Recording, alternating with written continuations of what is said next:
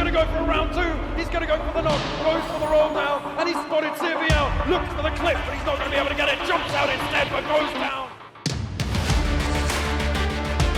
Forward, trying to get a better position using the smoker's advantage. Trying straight in. Goes down. Now it's just Portal alive. Portal in a 1-1, but he cannot do it.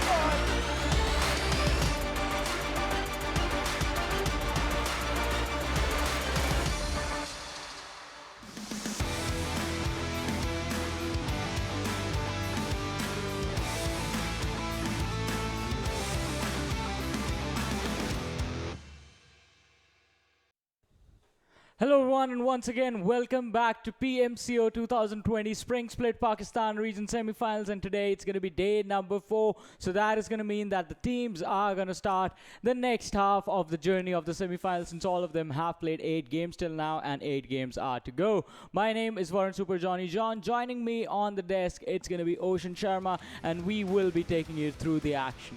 Exactly, the action of the 8 games that are left on Group A, B and C. Today, because it's a fresh start once again, like not with the points obviously, but overall. So the thing is, A versus B will be playing and Group C will be resting out there today. Just planning out their strategies for them so that they can beat the other groups when they will be in the competition. But then for now, and as of now, I mean, it's going to be just like you say, round robin. It's gonna start once again in itself, and I'll be more than excited to see which teams, just come on the top, because Fyme will be playing today and they were at the top of the charts at one time. Same here, Fyme is going to be coming in, NortheSports is going to be there, Arkadians are sort of stepping up their performance, TeamvfxOXY is going to be playing as well, so a lot of big names are going to be showing us what they can do in these last few games. But let's have a look at the overall standings before we start the day with the games and see where the teams stand as of now.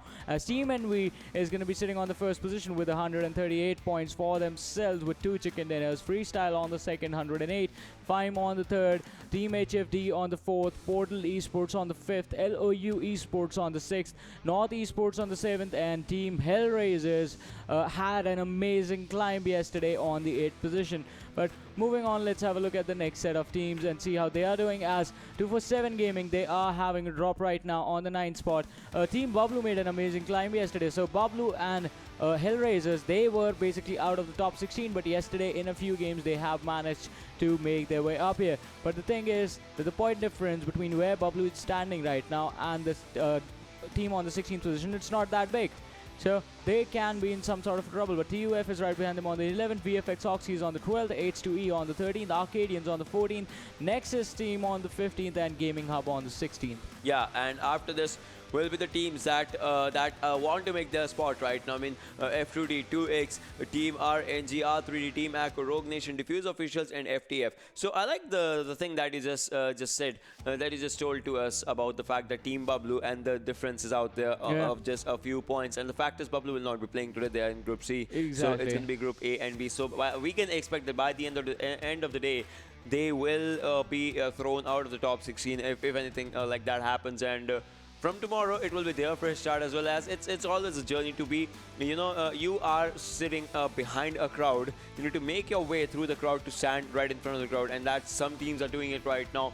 I mean, NV is there, Fyme is going to be there today, and Portal eSports, NortheSports, all those names will be out there. So today, if anything, it's still a battle of Goliaths, if you want to call it like that, and big names will be out there to play the games. Yeah, and let's have a look at how these games are going to result in the teams climbing. It's going to be the points table, which is on our screens right now, and first position 20 points, second 14, third 10, and then there is a drop from 8 all the way towards the 2 point, which is going to be given to the team that finished on the 10th position. But from 11 to 16, it's just 1 point, and other than that, it's just 1 point for every single kill that you get in game. That is going to be important for some of those teams, because kill points, yeah, they do matter, but you need to make sure that you are getting a good standing as well. Because imagine, you can get 7 points just by staying safe, getting to all the way to the 5th position, but to get the same 7 points from the kill, you will have to take fights up against other teams, and that could result in your teammates dying, you giving up points, and basically you getting team wipe as well. But let's have a look at the schedule for the day as well and see which maps are going to be played, as the day is going to start off with Erangel, then we have Sanhok, the second game. The third game is going to be played on Miramar, and the last, as always, it's going to be a wraparound on Sanhok.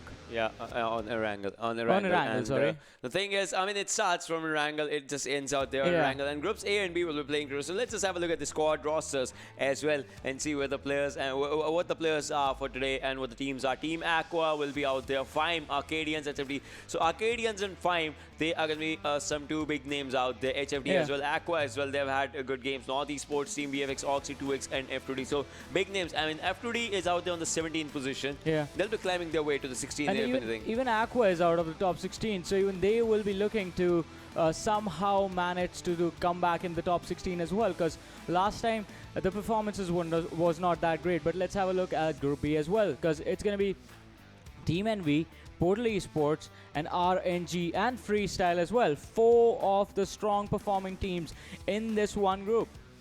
RNG, their performance has not been that hot, but I think today could be the day that this team makes the climb. On the other side, NV, sitting on the first position, will look to secure that spot for themselves in the games today and tomorrow, just because the day after tomorrow they won't be playing. Portal Esports will look to do the same, and Freestyle as well. FTFxEsports, they need to play out of their minds, and if they don't do that, they are going to be in so much trouble. Exactly, that will be one of the things. So the teams like from Group A and Group B, the things that we are talking, some teams can be in a lot of trouble, some teams will be coming out of trouble, and all those things will be happening today. So we know the points so far, we know what a team has done for themselves, the goods, the bads, the uglies, and the crazies. But now the major question arrives. Well, let's start from this question. Pick one team. NV. That's a good choice. I was gonna pick NV, but all right, yeah. cool. So I'll go with Fyme. Yeah. For this time, I mean, both the teams are in on the first and the third position overall, so that will be one thing. And NV is doing really incredible. They're doing really well. The last time I picked NV, they got the chicken dinner. So.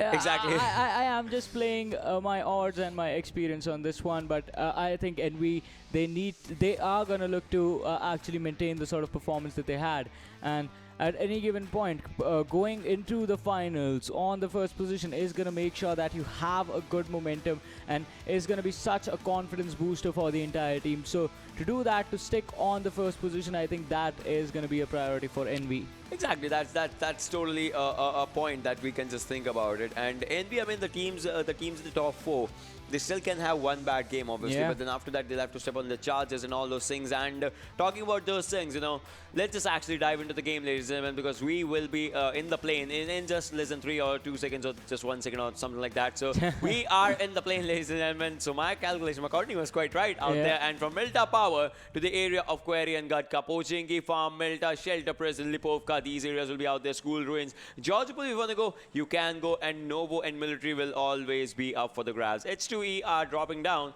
Let's see where they head towards. Yeah, we have to see where they're going to head, as Fyme also takes an exit, and we know where Fyme go. They go towards the Milta city for themselves, but NV, taking an exit, will look to head towards their location, which is going to be the Novo Repnoi containers for themselves, and we have to see if they are going to be contested there, or they are just going to have a free reign of the territory. And as you said, H2E taking control of the Milta Power. VFxOXY, like always, are heading towards Lipovka.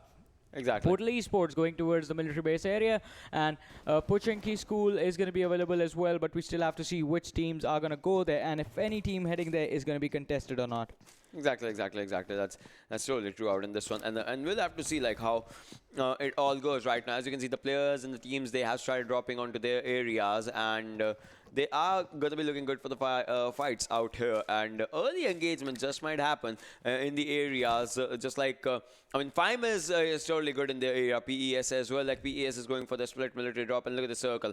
The circle once again is a totally centralized circle, so school Rozhok areas will be out in the good proximity in the circles for a while. Diffuse is going to be starting their fights right now. As you can see, the guns were blazing out there in Pochinki area, and Diffuse, if I'm not mistaken, they actually are known to take the initial fights with the Arkadians in the Pochinki area, so that thing just just might happen if anything. But then Fyme, Moto, Fyme, Flicker, Fyme Khan, they are in these areas. And yes, Arkadians, Fazan is out there. DFUZ Insane moving in forward. Insane goes in, charges in. The shotgun takes down, DFUZes one player. That is looking really good as Arkadians' DP is doing much more damage. And the players are trying to move out. Sahir has that shotgun S686, the gun kit that can dish out a lot of damage right now. But one player of DFUZ goes down. That can just lead to the morale of the team going down slowly and steadily. Yeah, that is going to be quite unfortunate for the team, but Sire is going to pick up some stuff, is going to grab the AK, and is going to see if he can spot the player from the side of Arkadians, who is right on top of him.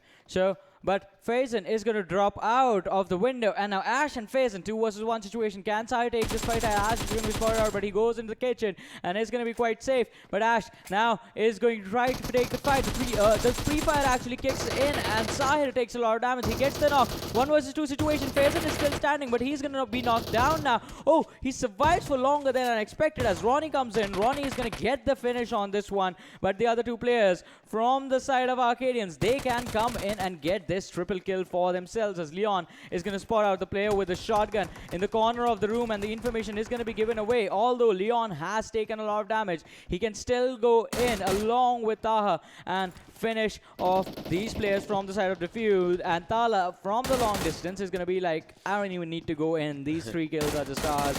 They lose 1 player, but do get 3 points in return, which I feel like it's going to be a good trade if they survive to the later stages of the game. So they need to get out of here. Yeah, now just Bisma is surviving from DFUZ's side. Can this player just pull off a miracle? I don't think so. I think that will be a super passive mode from Bisma from now on. Obviously, moving into the other side of the Pochinki area.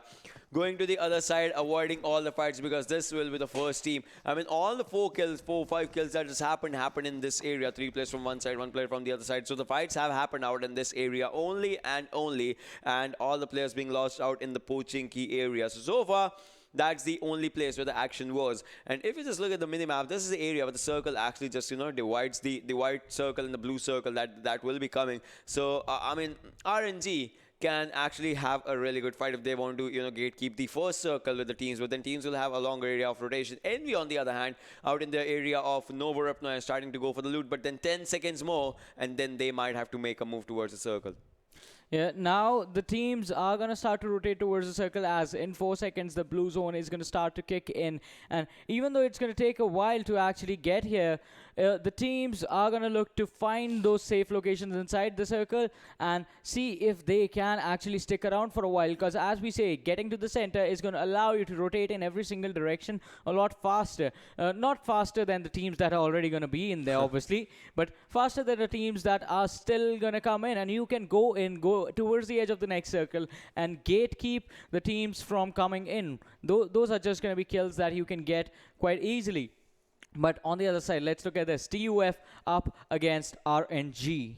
Yeah, TUF is out there, like at the outer edge of the circle. Edgar is also on the other side of the hospital area, and RNG is on the back end of Georgopol for now. So we'll have to see what happens out with the players out there. PS Nocto and Vegeta are still surviving out in the C buildings, obviously looting out their area. So the initial fights just happened in Pochinki, and other than that, all the other areas are fairly good, fairly normal, without any sort of fight. Something fine on their Milta drop. They are looting each and every corner of Milta for themselves, for their betterment, for their better loot, if anything, if it goes like that. And we'll see from here where they are gonna go for the rotations, because so far they are like fairly close to the circle, not really far. So we'll see how it just changes everything for the teams, for the players, and all those things. Flicker, Moto7Z, all these players from Fyme side, and Khan as well. Just now they are trying to either gatekeep the bridge-ish area. I mean, not the proper bridge area, but still they are at this area from where they can clearly see the bridge location. If they want to gatekeep the military bridge location, the Novo bridge location, or anything. And on your screens is now NES, NortheSports. They start their rush from school and apartment split drop, and the players are still on the loots right now. FTF on the shooting range area, just going for the loot right now. Wasim Charlie, you can see out in these areas. So this kind of feels like a training ground in itself.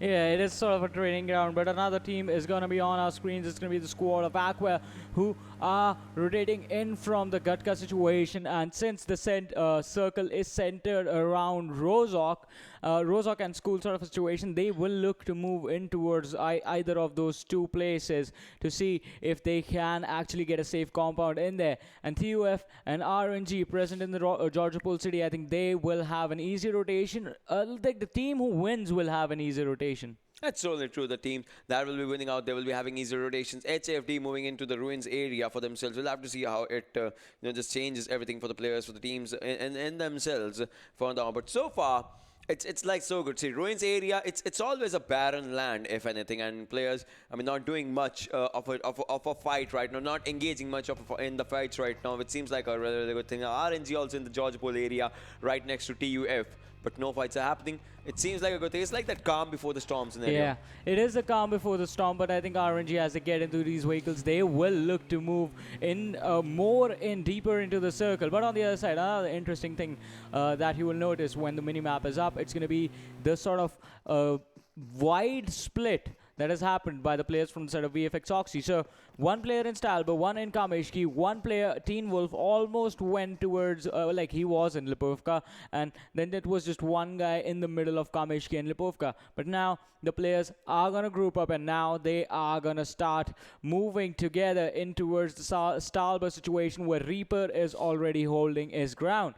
But look at this. 2x still in Primosk. They will be taking damage, the chip damage from the circle. Portal eSports, they are going to close.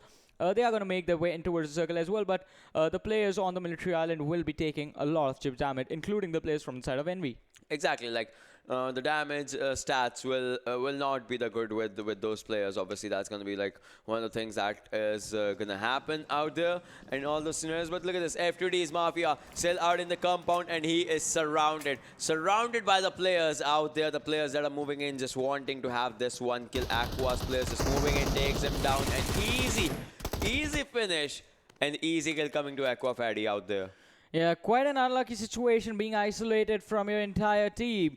It's going to result in the player being caught off guard. But on the other side, F2D Tala, they catch out the players from the side of RNG. And while they were trying to rotate, and the knock on Fahad is going to come in. And I think if a finish is going to be there, as well as this is going to be a 3 versus 3 situation if RNG decide to stop and fight, which I think they are pretty late to already, as Fahad is knocked out quite in the open in a really bad situation. You can see far off in the distance, Aladdin is trying to make his way on towards this high ground instead of the valley down below. Look at this, look at this. From yes. the distance, Hamzo with that mini 14 is going to get a knock on one of the players. Easy knock coming in. The second place has also been spotted out there, but then they will be knocking. The finishing is coming out there. After these 2 players have been taken down, RNG, are they going to go for the confirmation? Yes, they are moving in. They want to move in. Their 1 player was taken down. They want to wipe they eliminate the whole of the squad, if anything. And look at this. No time needs to be wasted out there. The movement needs to be as quick as they want to, as quick as they can. The players are shooting in on themselves.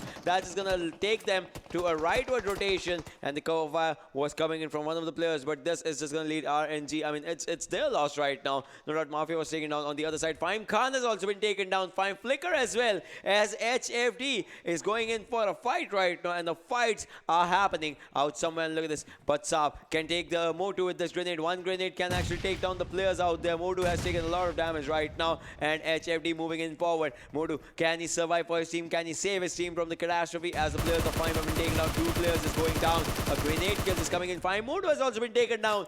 1 player surviving from Fyme. 7Z.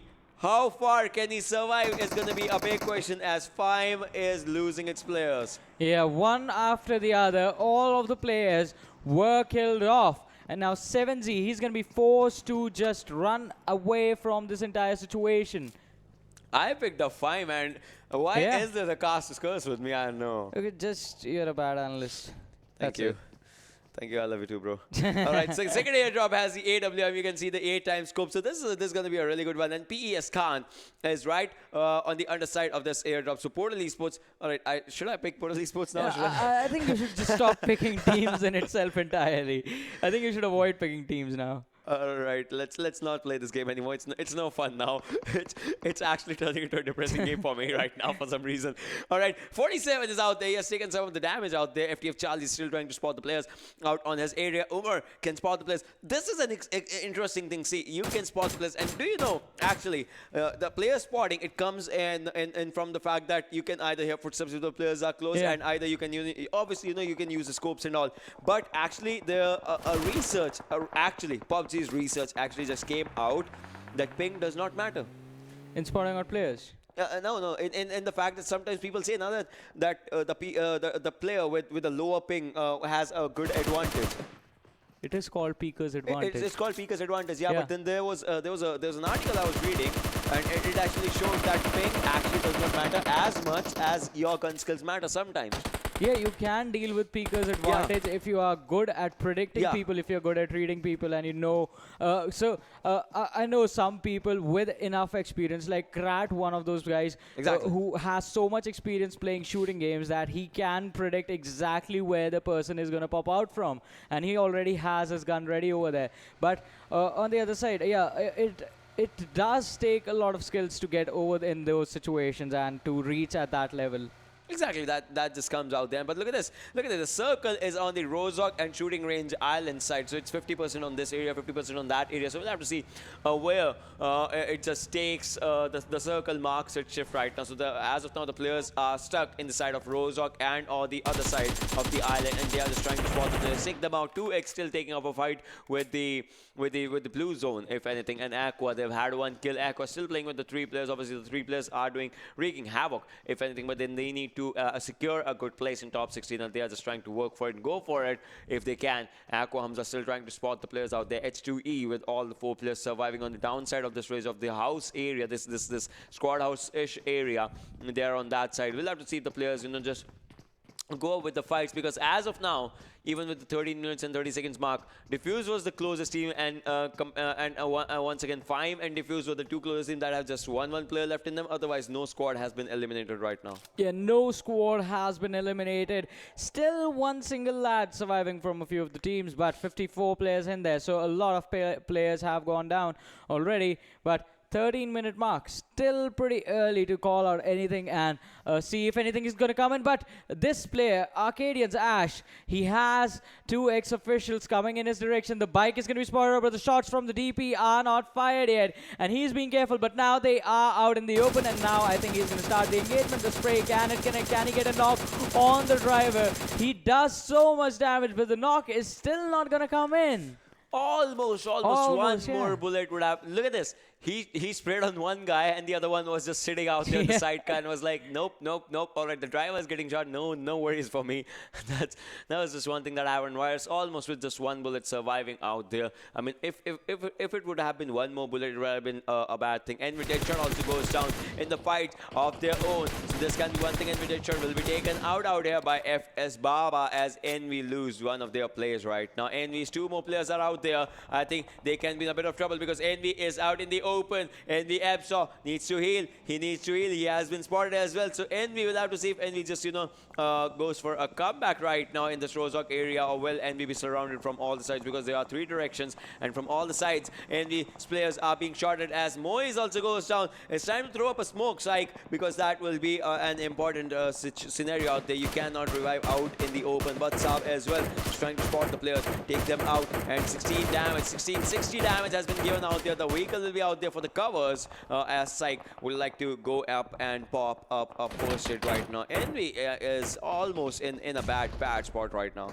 Yeah, Envy is going to be in a bad situation, but they can come back from this as well. Just need to think about how to proceed in the next part of the game, as once again the circle has moved and has made the massive shift towards the northern part of the island, and most of the teams decided to cluster in the Rozhok city. So they will have to make the cross. They will have to cross from the Rozhok city on towards the northern island, which is going to be quite tricky because 2 options there, either the bridge or the water. Exactly. It's like what sort of scenario do you want to choose and all those things. So We'll have to see what happens out there. And 2x Alyan goes down as Fyme7Z, the lone survivor of Team Fyme, is still taking up the fights. You can see he has knocked and finished one player. The thing is, if the opponents know that he is the lone survivor, they'll try and rush in. That's one thing that they are doing. Can this guy take up this 1v4 in his hands? It's going to be one of the questions. He has taken a 1v1. The other players are moving in. He was just rushing away. Spots one, takes him down as well. Fyme7Z is doing wonders right now. Spots another one, but he will be taken down out in this one, as Sajid was out there with just 10 HP surviving. You know what what the amazing thing was? As soon as the guy charged in on stairs, 7Z went in on him, did not take a single unit of damage when he got the knock. And he did so much damage to the second guy as well. I think he should have been more patient with his actions, and he would have definitely been able to clutch that one out. But now, Aqua Hamza on our screens with the TP Bison is going to spot out the player from the side of TUF, and Terminator is going to be spotted out. He's going to be knocked out as well. Thor, he is looking to run away, but can he do that? 1 versus 3 situation. All the players know where he is as they saw him get out of the car, and he is going to be finished now. Easy finish coming in, and Aqua is doing wonders right now by taking out the players for themselves, and Aqua Hamza will be on a domination. And look at that, PES Khan has the AWM, takes down one player from F2D, and they would be wanting to finish them. Envy Moise takes up a fight with PES Vegeta as well.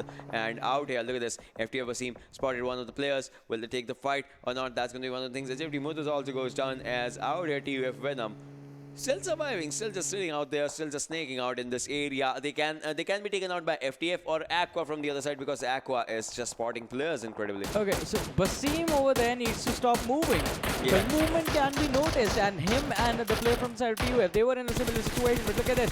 This is what I was talking about. Envy was in a bad situation, but they turned it around. They get a compound for themselves and fully sort of corner the entire squad of Portal Esports. They did get a couple of knocks. They are going to look to secure those kills as well. But on the other side, FTF Rams is going to spot out the squad of Aqua just driving by. The shots were fired, and I don't think any of them actually connected. But on the other side, Psych is just going to spot out the players crossing from the river. And this is what I was talking about. You have two options. You need to choose which risk is going to be less risky. Basically, either you cross from the bridge where you're going to be visible, but if you get knocked down, there is a possibility that you survive, or you go from the water where you can't fight, you don't get knocked down, you just die instantly. And Mount is going to spot out one of the players from the side of Arkadians, Leon. He's so low, and the 2x player is actually staying in the water, giving away information as to where he was, and Leon is just going to drown instead, choosing not to give away the kill. Easy strategy out there, not giving away the kill. But look at this, M16 Psych with the 4x scope. Now there's going to be a bad situation. He's trying to spray or tap, not spray. He's trying to tap out in the smoke area, but he should be knowing that the players are in the river right now.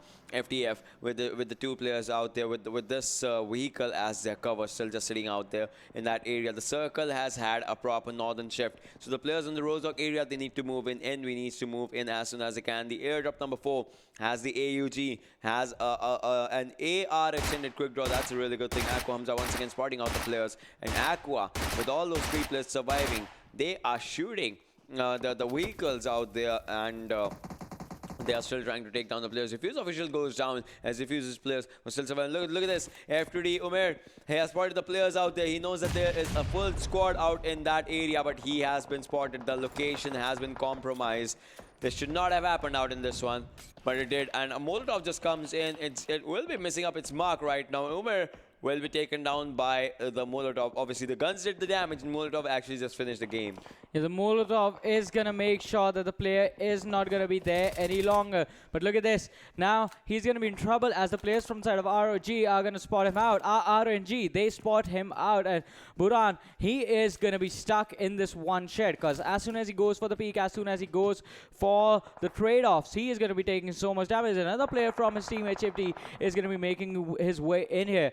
So Buran, he has an AK, he has a VSS with him, a good combination for this sort of a situation. But can he convert this ammo, these guns, into kills for his team? In the meanwhile, 2xOfficial, they will be taking an exit by the hands of Envy. 34 players alive, 12 teams remaining, ladies and gentlemen. We'll have to see what just happens out in this one. NES surviving with the player number out there. RNG surviving. VFxOXY surviving. Aqua surviving. And look at this. Charlie goes down with the M24 shot. And Hamza will be destined to take the kill if he goes for the kill steal. Otherwise, it's all a good thing out there. Grenade comes in from one side on Aqua Hamza. His health has been dropped to a bit amount. But still not doing much more of a damage as VFX is destined to take the players out from the equation. And the side has been taken down as NES Snow is taking up a fight, and one more player goes down as Aqua Ferry just goes in through the smoke and just charges in. Team Envy gets eliminated out there, and now Aqua knows that the fight is on one side. They know that the throwables are going to be disturbing them on and on and on. Look at this, Ferry has this level 1 helmet and level 1 vest, and Portal eSports gets eliminated as well. Big names going away. That means someone else is going to be out there to make their big name out in this one. Yes, someone is definitely going to come in and make a name for them. But look at this. VFxOXY, the spray actually managed to connect from that info. And Hamza, oh, that PP Bison. That PB Bison is doing much more of a damage if needed. But look at this Aqua just moving in forward. They know that there is VFxOXY right in front of them. Fatty's moving in forward. Fatty's looking for the charge. Fatty's going to charge in, but the players will be moving in right in front of them. And now finally, you can see the shots are being thrown at him, but he is still surviving right now, still moving in from one direction to the other. The one thing is, even so far in the fights, this guy has a level 1 helmet and level 1 vest and is still managing to take players out now. They have spotted one more players out there, and we'll have to see if they can just take the players out. One more shot, one final shot, and yes, Fandy actually takes on one of the players out in this one, and Fandy is destined to finish them. Or TeamvfxVenom can actually steal the kills if that happens, but Venom is going to move into the other direction. That's going to be something out here that just happens. Yeah, but Venom, as he moves in the other direction, is going to be finished off by the player from the side of H2E. Oh man, that was so unfortunate. And I actually should have gone for the kill steals. That would have been much easier and would have been much safer for him. But on the other side, the reason TeamvfxVenom was taken out, he's going to be taken down by the blue zone. So karma is going to kick in over here. But look at this. Aqua Hamza still choosing to stick with that PP Bison of his. And it has been working out for him, as once again he is going to get another kill for himself, goes on a rampage. And that is going to mean that the man has 5 confirmed kills on him. But one of the players from the team Aqua was knocked down. Can they go in this one? How far can they go? It's just a 3-man squad. 1 knockdown, just 2 people left standing. Let's see how far this team actually goes right now. Wasim has been spotted out there. The shot being given by TeamvfxOXY, and they are going to be taking out one player. Wasim, the confirmation should come in anytime soon. 7 teams surviving, ladies and gentlemen. 18 players alive. Which team is going to be winning out in this one? Aqua. So now Aqua is getting damaged from the play zone. Obviously, the blue circle, the 6th circle out there. But they are still at the edge of the circle. We'll be reaching out there in no time. Look at this. Players from Aqua go down as FTF picks up a fight, and VFX actually joins the party, stealing all the kills. 1 kill, 2 kill, 3 kills. 2 kills have been stolen, and third person, Aqua Fanny, is still surviving out in this one. The guy who has actually, just done the most of the damage from Team Aqua is still going to be surviving for his team, for himself. How far can he go? That will be one of the questions. Yeah, but he is in such a bad situation. He's been surrounded from every single direction, so he needs to be really, really careful. Plus, the team of Aqua, if you remember, they are out in the open as well. So that is going to be tricky for him to make that one work. Look at this. Just the smoke is the only thing protecting him. VFxOXY can take him out at any given moment, but they are choosing to deal with the high priority targets first. In the meanwhile, RNG Venom is going to drop down Rage from the side of VFxOXY, and Aladdin is going to spot out the players from the side of HFD, as well as Bhatsap took so much damage, sitting on 20% health right now. Ooh, the nade from the other side is going to make sure that he's sitting at an even lower health now, and Blade is going to jump out, go on Fatty, step on him first, and then shoot him in the face, as Team Aqua is going to be eliminated now. Now RNG taking up the fight, spotting out the players, and with just 1 HP out there, RNG's players still surviving. Teen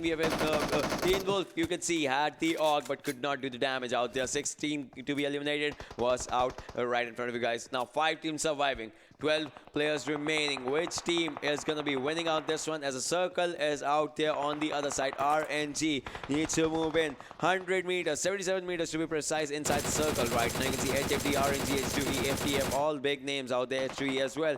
All big names just surviving out here. NortheSports, Snow was low on health, but will be will be taken out as Hamzo with a Scar L does a catastrophic damage. So 4 teams remaining. 10 players surviving, ladies and gentlemen. Which teams, which players are going to be out there as one more player buys the dust, and that's going to be Venom out there. And FTF Lala also goes down as S3 failures. Scar L is doing much more of a catastrophic damage out here. Yeah, it is doing a lot of damage, and look at this, RNG, they are stepping up big time in this one, and so is HFD. But FTF Charlie with that nade is going to make sure that Old Boy is not going to be a part of the standing, and Aladdin is going to drop FTF Lala from this game, just reducing the probability of those teams actually getting the chicken dinner for themselves. And the Molotov, it's going to do so much damage, but who needs a Molotov, as Charlie is going to be the reason that H2E are going to be taken down to the top 3 teams, and 7 people are in this game alive. FTF Charlie, the only man left standing for his team, and the other 2 teams in a 3 versus 3 situation. And open ground is what is forcing these teams to lie down. And Coronas, he has spotted out the players from the side of RNG, and Hamzo is going to be taken down by the blue zone, which is going to be quite unfortunate, because now the team is just going to be left with 2 people standing. But Charlie can change things around as he spots out Coronas. The damage was dealt out as well, but still he jumps behind the tree and manages to be safe, avoiding the last few ticks. Now into reload as well, does not have a backpack obviously, so that means the guns amount is going to be so less, the bullets amount is going to be so less, and they have to take the fight right in front of a 3v1v1 scenario. Now they are looting from the other teams obviously, and taking all the loots, all the things that they can. Will they be removing the backpack? That's going to be one of my questions. As FTF Charlie is just sitting out there, you can see the POV of RNG and HFD's players as well. Aladdin is on one side, but Aladdin has not spotted the players of HFD right now. Aladdin is going for the sprays, going for the shots obviously, but will be spotted and will be taken out. 1v3 situation, ladies and gentlemen. RNG gets eliminated. HFD surviving, FTF surviving. The circle is in the holds of FTF, but will the chicken dinner be theirs? It's gonna be one of the questions out there. HFD wants to make the name, FTF wants to make the name in this one, and they have the exact spot of where the players are. But Saab goes down. Charlie needs to heal right now if they want to go for it, and the little kill will be confirmed. Obviously a really good scenario out here. Charlie, 40 bullets out there. 40 bullets can do the damage. Yes, they do it. 10 HP for the guy. 10 HP. The 10 HP almost taking them down, but FTF gets eliminated out in this one. Yeah, almost clutching it out. FTF Charlie, that was an amazing performance. The man is the only reason his team has 4 kills. Otherwise, they were sitting at 0. But Charlie, that one was amazing. 1 versus 3 situation. Kills one, drops the other one down as well, and then manages to drop the last guy down to 40% health. I mean, he could have actually taken that one out if the side steps had been a little better. I don't know what to say. It was so close for him, and it was just one sort of an unfortunate situation. Otherwise, this one could have been his, but still managing to finish in the top 2. I think that has to be good enough. The thing is that Charlie was actually spotting the players, going for the crowd shot shot as well. Had the HP would have been something more, because he left the other opponent just 1 HP or something as well. So that was just more than impressive. And I mean, that's how the fight just changed in all the things. Let's just have a look at the MVP out here, because if anything, it's going to be Cronus from HFD. 6 kills, 655 damage, 26 minutes and 40 seconds of survival time, and 7.71 kilometers of the total distance covered by them. There's a good stats coming in, but from the side of HFD, they had 10 kills, 6 on Cronus, and Bhattab, he had 4. So 2 players just sort of focused on the aggression, but the other teammates were required as well, as we saw towards the end.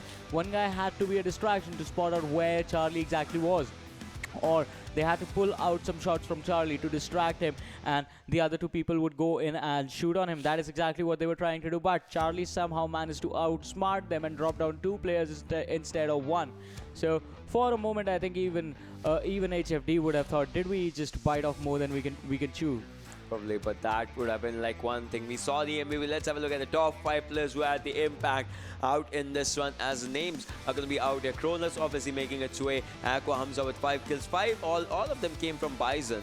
RNG Hamzo with 5 kills as well. FTF Charlie, obviously the name is going to be outshining out there. 888 damage for the person. HFD Bhatsab as well coming in back for HFD's 8 with 4 kills for themselves. So HFD, they have 10 kills. Yeah. And this is where all the 10 of them are as of now. Yeah. So an amazing performance coming in. As I said, Bhatsab and Coronas pulling up the numbers together on the board. Yeah. And that, I think, is going to be the thing that helps HFD have a better standing, because now, as I was saying since day one, the objective is not going to be to get as many chicken dinners as you can. The objective in the semifinals is not going to be to get on the first position mark. It's going to be to stay in that top 16 position so you can play the finals, where you will be going all out. So you need to pace yourself as well, because burnout can actually be a thing. Exactly, that will be a thing out here, Yeah. because the players, they need to just pay attention to everything, every mistake that they're doing. And this game, I mean, it just shows me one thing: the big names can go down, and the underdogs, if anything, like not even the underdogs, but the names that people want to see, they can come up. They have to fight in themselves. Like HFD showed it, FTF showed it out there. RNG, obviously, RNG is a really good team, to be honest. And apart from that, RNG is actually a really good team. They had an amazing performance during group stage, but apart from that one sort of last finish, another highlight moment in this game was that 1v3 with Fyme being involved. But let's have a look at the game standings and see how many points did each team get from this one. As we know that HFD, they are going to be sitting at the 30-point mark. RNG make it to the second position. They finished third, but because they had more kills, they are going to have 18 points. FTF also 18 points, third position. Team Aqua on the fourth with 13 points. VFXOXY on the 5th with 11 points, NortheSports on the 6th with 10 points, H2E on the 7th with 9 points, and Team NV on the 8th with 6 points. Moving on to the next set of teams, let's have a look and see how the other teams did. As FTFxEsports on the 9th, Arkadians on the 10th, Freestyle on the 11th, Portal eSports on the 12th, DFUZeOfficial on the 13th, Team TUF on the 14th, DFUZe on the 15th, and Fyme, they are going to be the last one on this, as that was the team that lost out most of their players early on, and they are going to be on the 16th position for now. For now, for this game, obviously, but then comebacks can obviously, just be right around the corner. But then, where will it keep Fyme right now? The overall standing, that's going to be one of my questions. Will HFD, FTF have a really big boost with their win and all those things? And Aqua, where will it keep Aqua? Because Aqua is also, struggling to be in top 16, if anything. And where is it going to be keeping all those teams? It's going to be right around the corner, because we, in a while, will be looking through the overall standings and all those things. And the thing will be that some teams might go up, some might go down. So let's just have a look at the overall standings, if anything, and let's see where the number just takes each and every team. All right, so NV obviously just sitting out there. Yeah. HFD, they have had a really big boost with this chicken dinner for themselves. Yeah, big boost coming in is going to make sure that they are sitting on the second position for now. Freestyle on the third, NortheSports on the fourth, Fyme on the 5th, Portal eSports on the 6th, LOU eSports on the 7th, TeamvfxOXY on the 8th position for now. And so it is going to be LOU eSports for, just for now. They are the only team that is sitting in the top 8 with just 8 games played. But moving on to the next set of standing, let us see how the teams are doing over here. As Hellraisers, no games today on the 9th, 247 on the 10th, H2E on the 11th, TUF on the 12th, Bablu on the 13th, Arkadians on the 14th, Nexus team on the 15th, and Gaming Hub is going to be on the 16th position. Yeah, as of now, these were the top 16 teams. But then moving on, there will be a set of teams that have had their ups and downs. As you can see, RNG. See, RNG had a really good game, but still they are surviving to be in the top 16 right now. F2D as well on the 18th, Aqua on the 19th. So Aqua and RNG still could not make it to the top 16 as of now. 2x on the 20th, FTF, FTF also had a really good game, like Charlie almost clutching it. They are still at the 21. So second, third, and fourth position teams in this game are actually at 17, 19, and 21 in the overall. Zar3D, Rogue Nation, DFUZe as well on the area. So this is like really a new kind of scenario for me. Like the names that were at the downwards edge were stepping up in this one. Yeah, they are going to be in a tricky situation, because now, as we were talking about this, that was just one game.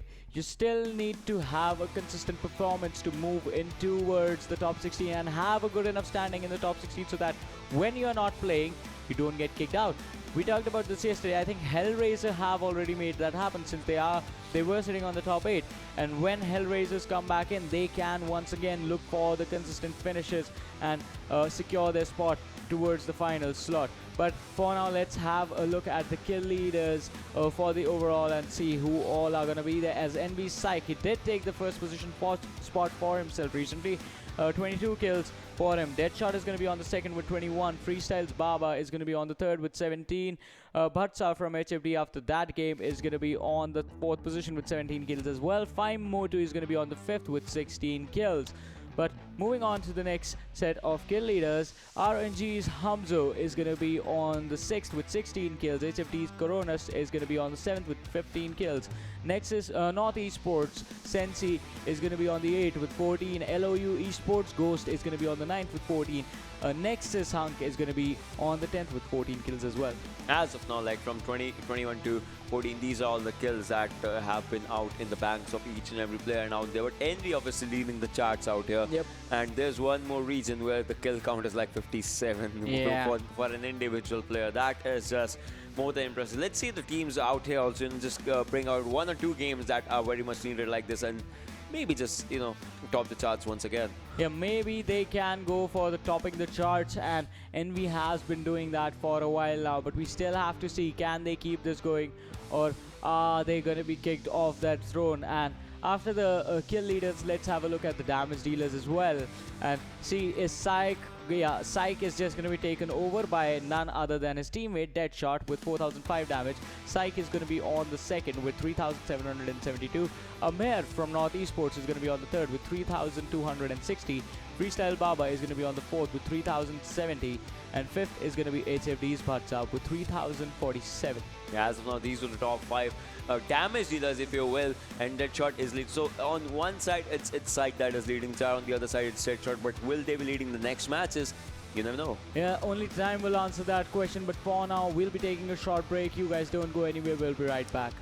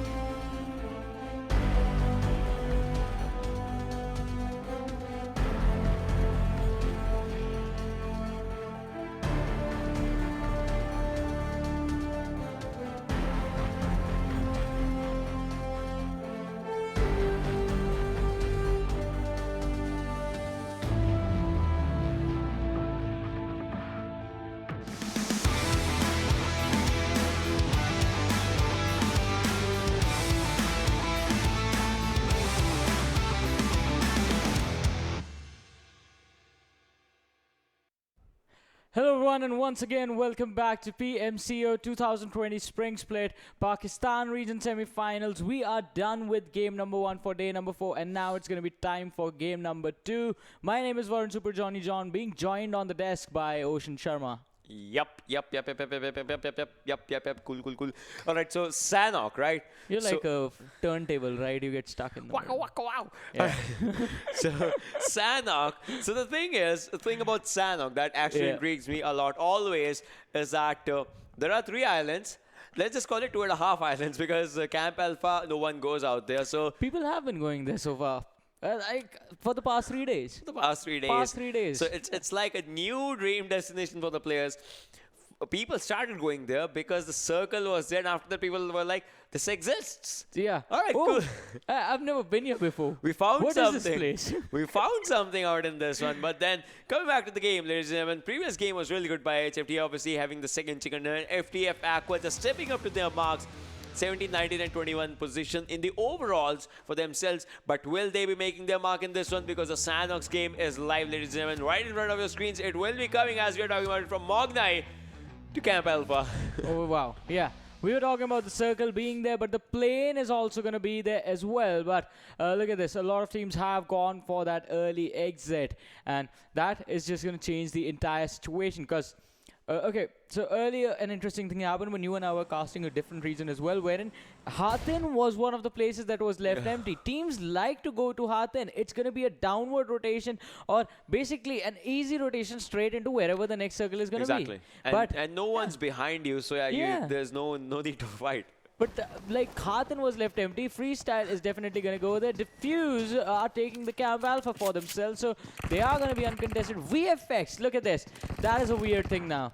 Rage is split up from his team. Already 2X is in a bad spot as they lost one of their players, if something. We'll have to see what happens. Look at the circle, a properly centralized land mass area. Like that's going to be one of the things. And the first blood has been drawn by TUF, as on this area you can see Cam Bravo is becoming a good fight area. If anything, the fighting league is starting out in this one as 2X just loses one of the players, and TUF will be looking really good for their fights. Virus, Sajid and Moth will be surviving out in this one. Terminator, Thor, Venom in their areas just sitting out there, chilling out there for now. If anything, we'll have to see what happens if the fights just proceed or something, because 2X, they are situated in just 2 houses, and TUF has the area. Like it's like 90% of the area is being occupied by TUF, while this 2% of Cam Bravo is being occupied by 2X. So 2X can be, easily tricked in the fighting sorts if the fights just happen out in this one. So we'll have to see if that just happens out there or not. On the other hand, you can see HFT's Uma. So HFT, they had a really good first game. Would not like to lose one of the players in the earlier stages of this one. So we'll have to see if the fights, just go up away from those players, if anything. Yeah, we have to see how they plan to get away from this one. And it is going to be Terminator on that high ground.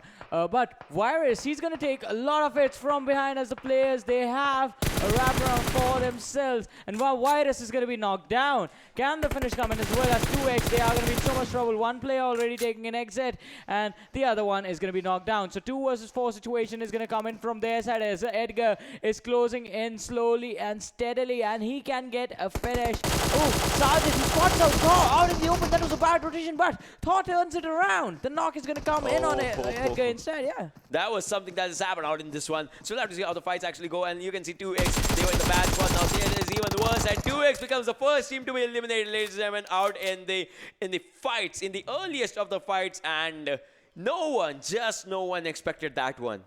Yeah, no one expected that one except, I think, the players from the side of TUF. But look at this. This is also going to be a bad situation as HFD, the team that got the chicken dinner the last time, is going to be cornering, is going to be collapsing upon the players from the side of FTD. 3 versus 2 turned into a 2 versus 2 by the players from the side of FTD. As Murtaza, he's going to be quite close to Talal and Mafia in that hut of theirs. And we still have to see that if he can actually take this one for his team. Does not have a helmet, does not have an armor, no heals available, just an AK that is in his hand. Is this going to be enough? That is going to be a huge question. Exactly. The thing is, like, whatever they have, is it going to be like for them or not for them? We might have to see out in the scenarios or something that are just going to come in, and FTD Mafia has that FPP switch on himself. And all right, so there's one thing. for TPP switch, like you have that TPP advantage. Yeah. FPP, you have to rely on the pure skills, because like the footsteps and all those things, the sound that should be coming in, if that just does not come in at the right time, it's like an end game for yourself and the team overall, because even one of the players that gets a knock, it's just the end game for the person. Yeah, it is definitely going to be an end game. But look at this, another interesting thing. Arkadians and Portal eSports. Again, they meet at the Paradise Resort. Those teams, whenever they are playing together in the same lobby, they are going to contest each other. But Murtaza takes a lot of damage. Mafia is going to spot him out. But the Free Fire is not going to connect as they come in contact out in the open. Oh, Murtaza, the Lal and Mafia, both of them knocked down. The man survives with like 15 health in himself in a 1 versus 2 situation. Just Amazing. as 8 bullets for himself, will be applying a medkit as soon as he can. Can he just pull it off in the time that is needed? As F2D's 2 more players will be moving in, and HFD Murtaza just shows that why he was an incredible play in the previous game as well. Obviously, just doing out much more of the damage for the team that was needed out in that one, and Murtaza just wants to move in. Will be having the guns, will be having the bullets for himself as well, but can he pull off this 1v4? He has pulled off a 1v2 right now. Still does not have any helmet or something for his aid as of now, and FTD's 2 more players are still sitting out. They're still surviving out there in that one. We'll have to see what just happens or what does not happen out for the fights and all the scenarios, as the players are still striving, still surviving, trying to survive if anything, and let's see if they just end up surviving or not in this. Yeah, we still have to see. So this man just clutched out a 1 versus 2, and now again he's going to be in a 1 versus 2. But that's how the teammate is going to be quite close. But look at this, H2E so close to 0, but Envy is going to be in trouble. This Aqua Fatty is going to drop and kill off Envy Absa. So that is going to be an unfortunate situation. And on the other side, Umair is going to drop down one of the players from the side of HFD, as Cronus is going to be dropped and knocked down. Can they get the finish? 2 versus 2 situation turned into a 2 versus 1. But once again, it is the same man left in the 1 versus 2 situation. Murtaza, he clutched out a 1 versus 2. Now again, he needs to do the same. Will history repeat itself? Do I call it history? It just happened a few minutes ago.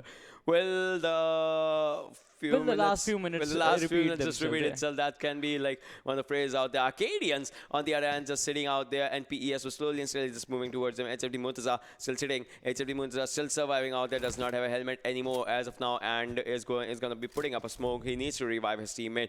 And HFD, so a team that has had a chicken in the previous game, they are at a bad spot right now, and 47 is trying to spot the players out there, and Murtaza just moves in, charges in, and will be safe. The revive is coming in. He has picked up his player, started picking up his player, but on the other hand, 37 bullets on Thompson, 47 is going for a rotation right now, rotation on the left-hand side, and they can spot the players out from that area. Going for the spray, going for the shots. The shots are coming in. The shots actually hit Murtaza right now. Murtaza takes one more person out there, and final person remaining from the other side. What is gonna happen? As you can see, Umar wants to move in forward. Umar is moving in forward. Vector versus AKM, drop shots, and Murtaza clutches a 1v4. Yeah, this guy was a god in this fight. Yeah, this man was important in those situations. First a 1v2, then a 1v2, and the players made this. Okay, the first time it wasn't a mistake. They ran in at the same time. It was just a mistiming. The line of fire. The line of fire was sort of not there.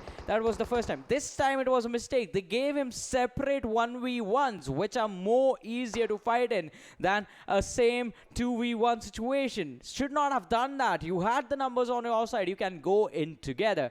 But on the other side, let's talk about this now. As Arkadians come in contact with Portal eSports, Nocto and Khan, they are charging, and Ash is going to be spotted out in the next couple of seconds. And he tried to rotate out in the open. I think Nocto, he spotted him out, but the nade is going to be thrown out in the open just to see if it can actually dish out some damage. And I don't think so. That is going to do anything, as it is going to land a little bit away from Ash, or it is going to land where Ash was standing a few seconds earlier. But now Vegeta is going to make his way in here. Wolverine is left on the sidelines, as the man is going to look to find a flanking position, but Vegeta in the balcony takes a lot of damage from Tala, who is all the way away in the long distances. Tala and Leon are far away. They are the backlines of this fight. Well, Ash is going to be fighting from the middle area out in the courtyard, and Faison is hiding on the ground floor of the building. So they have all the position covered up almost. Paradise Resorts area, the area that will be just out here for a while. Will the fights be happening out in this area? The circle is out here, and look at this. Spazan takes down one, takes down two from PES. Spazan moves in, takes down third one as well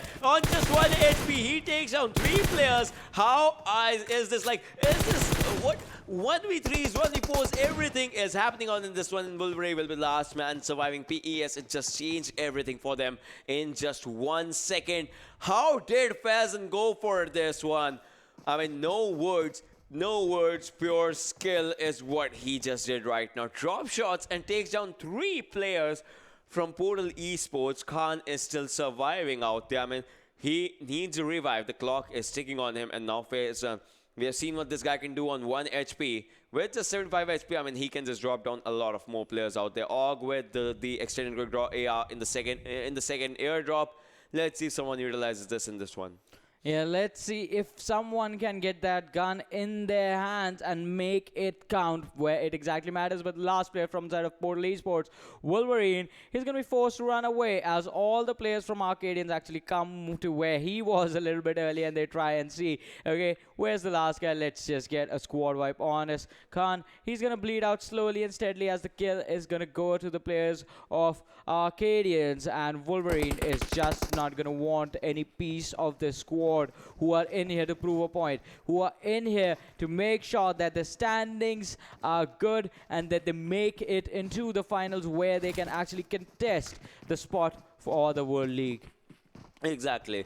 That's totally true out there. I mean, that's the bigger goal, the biggest goal out there, the biggest vision for the players to be in, to stay in, to be at, and it'll give the players time as well to just learn the other players' strategies, other players' techniques, and all those things if they want to go for that, those scenarios, those things out there for themselves. Arkadians Fazan still moving in at the areas of the Paradise Resort. They are moving in from one direction to the other direction, one area to the other area, picking up all the stuff that they need for themselves as Arkadians, with all those 4 players of themselves or for themselves, just trying to go in from one direction to the other, to the other. That's just gonna be one of the things. 10 minutes, almost 11 minutes into the game, ladies and gentlemen. 1 more minute for the second circle to just close in. DFUZeOXY, look at this. The guy is moving in forward, but he can be making a mistake as RNG is just ready. 4 players are ready for a single player fight. Yeah, we have seen a lot of teams do this. They rush into compounds without even checking. So before you go into the compounds, you need to stop a couple of, I think 100, 150 meters should be okay if you have the scopes, and see if you can spot out anyone going in there before that. But check left and right before you cross the road. That thing, exactly that thing. You need to check your left and right as well, actually, because you can be shot from there as well. The TVP is coming in as we have DFUZeOXY. They take down 1 player out there, and DFUZeOXY, the grenade comes in, Aladdin goes down. So RNG, the fight has been started out here. Hamzo, can he just clutch it out for the players or not? That's going to be one of the questions out there. The nade went and it did explode behind it, but because of the angle we did not see it, it looked like he just threw the nade and hit him with a rock. That can be one of the things. Angle was so weird over there. I mean, like, all right. Fahad takes on 1 more player with a rock out there, if anything, if you'd like to say like that. That one did explode over there. But HFD gets eliminated. So HFD, the team that was winning the previous game, gets eliminated out in this one. And Hamzo with 1 more grenade. The throwables are coming in. And on the one side, TeamvfxOXY has grenaded his own player, if anything. And now that will be a different direction. Obviously, now he moves out of the house right now. RNG, the players need a revive, if you can see, and Oxy is on there in one direction. Yeah, Rage is going to be quite tricky to get to, but he's going to be the man that sort of deletes the entire squad of RNG, because he has taken down 1, and if no one is able to finish him off, he can throw those throwable utilities, including the Molotovs and the nades, and basically take down at least 2 players from the side of RNG. Venom is bleeding out. Venom might be giving information as to where he is, but look at this. A nade is going to come in, and 1 man is going to go down already. Aladdin, he is still standing. It was a stun. It was a stun. He was flashed. And that is going to allow the opportunity for the side of players from PMCO to go in. They take down 2. Just 1 man left standing. Fahad, can he take this one? No. In that one hut, he just cornered himself and he is going to die. DFUZeOXY played this one so beautifully. Oh my God, this was the game, the way the game needs to be played out in this one. And I mean, this this is not the Sanhok that we guys are used to. This is an incredible one. So many 1v4s, 1v3s are coming in this Sanhok for some reason, obviously. It can just change everything in the equation of the games that we just like to see and enjoy. It's much better than the Sanhok that we are used to be honest. Yeah, it is much better than the Sanhok, because one thing I liked about that was the use of the stun. Yeah. You hardly get to see those. They stunned inside the house. 2 people rushed in and they were like, wait, what? Do people actually use this? I mean, the players were like, grenades? Nah, those are old school. Let's try something new. Yeah, and Aqua now on the screen, ladies and gentlemen, they've lost one of their players out there, but Hamza, he has... all right, so see, Aqua's players have done damage with Bison. Let's see what they can do if they have... QBZ in their hands. Obviously, the guys are going to be doing much more damage. As far as the players out there, Moise was on the areas and Psych as well. But what's going to happen out in this one as Aqua Friday? He's on 90-ish HP right now. Level 2 helmet, level 2 is properly in a good condition. So they have a compound for themselves. But can they just take up a fight? It's going to be like one of the questions out in this one. That is definitely going to be the question. But I think, yeah, they can make this one happen. But Diffuse on the high ground. Aqua, they have the advantage in the sense that they have the huts for cover. But once again, need to prioritize your position in the circle right now, because apart from these compounds, it is just going to be an open land up in front of them. And they need to make sure that if they are leaving these compounds for a better position, that they get to it as fast as they can without making sort of any situation worse for them, because Aqua, as we know, it's just 3 people in the entire team. As soon as they lose a man, the probability of them making anything useful happen just keeps dropping and dropping. Exactly. They start the game with a disadvantage. Exactly, and that's like, while other players, if they lose one player, they'll be at the place where Aqua is from the start. So that's just one of the things that comes in on mentally as well. Like, that you cannot be as aggressive. It's a thing that Aqua is still going so aggressive right now. But for other teams, if they are starting with 3 players, they may not be that aggressive if anything in themselves. So that can be just one of the things. If that happens, Diffuse on the other hand, the team that got eliminated earlier in the previous game, now they are trying to go for a longer game in this one. Aqua Fatty goes down as Diffuse's players just go in, charge in. So Aqua, now it is a problem for Aqua, as Aqua will be left with just 1 player. And the kill being stolen by Envy Psych. See, a kill is a kill, right? Yeah, definitely. A kill is going to be a kill. But look at this as well. He has parked the bike inside the house. And I love the observers for this one. That is a beautiful shot, Ocean. I think you would like it. But look at this. Aqua Hamza, he's been spotted out the players from the side of Envy. And Psych can actually try and go for this one. But Hamza, he's hiding behind the small wall on the side of the house. So spotting him out is going to be tricky. And engaging in the fight is going to be difficult. But Envy with his teammates just dive in. And Hamza is going to be taken out as Aqua exit the game on the 12th position. Aqua exiting early in this one. Previous game was really good for the team, if anything. And now Psych is going to be using a first aid. And after this, obviously, it's going to be popping up the painkillers and all those things that they need. So Portal Esports is left with 1 player. Obviously, they had a 1v3 fight with the Arkadians on one of the sides. And look at this. The grenade was so close to FS Baba.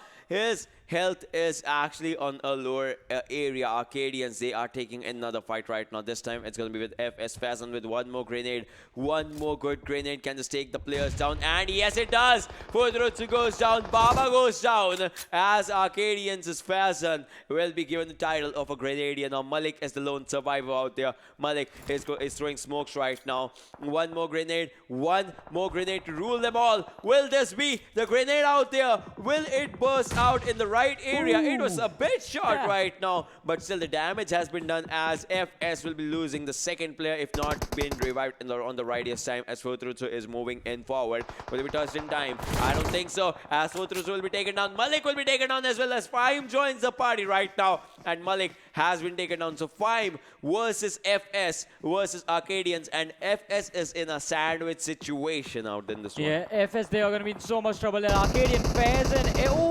The kill was stolen by Fyme Motu. Oh man, that has to be so unfortunate. But now I think Arkadians, they're going to be pretty angry about that one. And they will make sure that they finish the last guy from the side of FS and then go and get the return money for those kills from the side of Fyme. But Fyme Motu, he's still looking to spot out the players from the side of either FS or Arkadians. And he does spot out the Arkadians. The shot being fired. Tala is going to take so much damage from Motu. And so close to... Oh, he will knock down Leon, but the rock is going to be there for the cover. So the revive is going to come in now. And the Arkadians, they need to be careful. Because when you see the kill feed on a guy you knocked... with the name from another team, you go full on passive and start watching your surrounding. You need to watch every single direction. But two snakes right in front of us. It's going to be H2E Dread and PES Wolverine. Wolverine is the lone survivor. Can he just bite it to the core that H2E loses its players and he still survives? Now PES has 0 kills for themselves. How long can they go? What will be their journey right now? After this is going to be the question. Wolverine takes down one. Failure has been taken down. Out in this one, Wolverine changing his location. Dread has spotted him. Dread is moving in out in this area. 1v2 gameplay coming in, but PES actually loses this one and Portal Esports will be exiting the server out in this game. Yeah, they are not going to be happy about that one, but VFxOXY, they just charge in. NV Psych is right behind them. Deadshot was taken down. Moise is there as well. He's going to be dropped down by Teen Wolf, and VFX, they are just clutching this one out. Psych is the only man left standing for his team. Deadshot was knocked down. He is bleeding out slowly, but Psych, he does not have the health to take this one. He needs to be really, really careful. He needs to get away if he can, but can he do that? I don't think so. And yes, that is not going to happen, as Psych is going to be finished off by FTFxOXY nonetheless. So VFX, you're going to be in trouble now. The DMR is going to come in from Charlie, but he is in the blue zone right now and he needs to take these players out. Oh, Charlie survived with a magic pixel and then was taken down by the blue zone. What is happening right now? FTFxEsports, they are going to be in trouble as one of the players was knocked down. And see this. It's going to be 1, 2, 3, 4, 5 teams in the blue zone. All of them have lost players. And all of them are still trying to fight while they are taking damage from the blue zone as well. And this is going to be a lot of damage as well. Fifth circle, ladies and gentlemen, 40 more seconds, 38 to be precise right now, 36 to be precise right now, and the number is going to be coming closer, if anything. Diffuse Ronnie still taking the fight here, popping the people outside the circle, and if anything, the snake is ready for the bite, but then the players on the other side are going to take him down. That is going to be NortheSports' players, and Sire, moving forward, has one kill, the barrel in his hands, and now he'll be snaking on his own as of now, as they are trying to spot the players, if anything. FTFxEsports outside the circle, just trying to get in a good area inside the circle, but Wasim goes down. Rams, Lala goes down. Rams will be surviving out there alongside Charlie as well, if anything. If I'm not wrong right now, I think Charlie will be taken out quite earlier, so it's going to be Rams only. If Ronnie goes down, and STF Terminator becomes a dominator out in this one. He is on a domination with 3 kills. Arkadians, Fyme.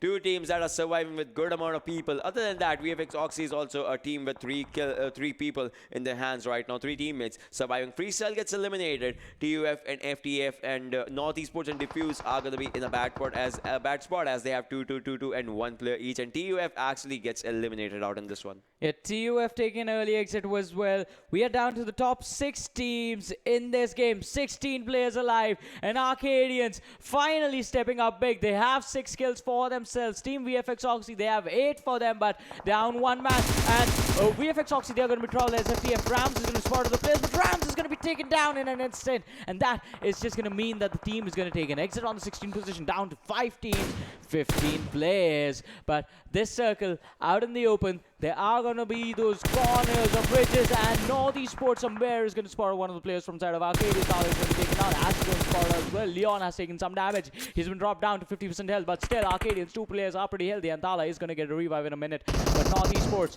they can be the reason that Arkadians do not get the chicken in this game, and Viswa is going to be spotted out from the side of Diffuse, right behind the players from the side of NortheSports, so they need to be careful as well. It's just 2 versus 3 situation over there, and Arkadians, Leon is going to drop Fyme Motu, finally getting the revenge for the kill being stolen, I guess. Sorry, exactly true. Like the thing that just happened quite a while back. But then Arkadians' players, they should be looking really good, right? I mean, they have all the 4 players. They have 6 kills for themselves. Fazan is the top damage dealer out there alongside HFT Murtaza. But then HFT has actually been eliminated out there. So which team's game will it be? Will it be DFUZeOXY just stepping up for the whole team as he is the lone survivor out there? Or will it be NES and Arkadians as they are fighting? And Fazan just goes down as NES is slow. Takes him down. Tala was out there. Tala will be taken down. 1 HP surviving Tala out in this one. Helmet and rest totally gone. Popping up a first hit, but Circle will be the one that is going to do the damage. Blaze will be taken down Arkadians, and the kill will be given on the NES hammer. What's going to happen? Arkadians can lose this game if they don't prioritize the Circle, and I think Arkadians will be in a bad spot. Just as I said, Arkadians will take it down. Fyme Flicker as well had the AUG, but AUG could not do much as now his wrist will be broken and he will be taken down. NES hammer is on a 3-kill domination. Lazy and Snow needs a revive. Hammer is moving in forward. DFUZeOXY right next to NES. Snow gets down with the Blaze. So Arkadians was eliminated earlier. 4 teams remaining. 1 grenade can take down players out there from VFX, but still they survive to see another day. Yeah, they will still survive, but once again, Arkadians, unfortunate for them being taken out of this one, and Fyme, now they have the chance of taking this one, but Sahir is going to make sure that NortheSports are not going to be in there, but in return, NortheSports are going to be like, buddies, you need to go as well with us, and both the teams just end up eliminating each other. Down to the top 2 teams, 7 people in this 4 versus 3 situation, but which team is going to come out on top? Fyme, one of the players, is quite low, but the remaining other players are still pretty healthy. So they can still go for these fights. But can you get in a better position? Because once again, look at this. Circle is out in the open.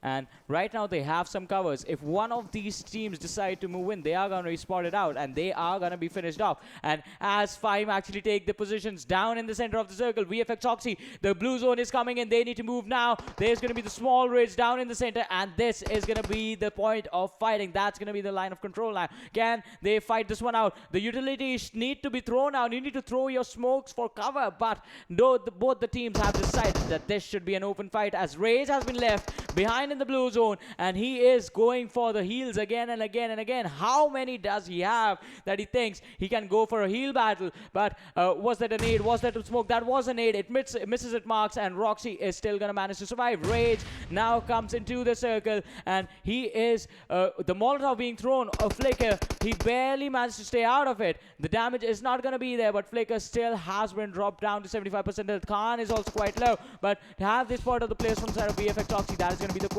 2 final teams, and this is going to be the final fight between these 2. The numbers advantage on Fyme's side. Flicker as he's just sitting out there. Modu as well. Khan as well. Sneak is sneaking his way fairly close to plate right now. If the spot plate, that will just lead the players go down as VFXOXY will be losing one of the players. And look at this. Look at Sneak. Look at Sneak. He's so close to his opponents. Just right next to them. Just right next to his opponents. Yeah. But do they know it? As Reaper does not have a backpack, so he is one with the nature right now. The Snakes are out here. Reaper and Rage fairly close. Sneak has spotted the players right now, as now they know, and Reaper will be taken down, but Sneak will be taken down as well as Reaper drops one. The fight is a 3v3 right now, just after they finish one of the players, and now he has compromised his location.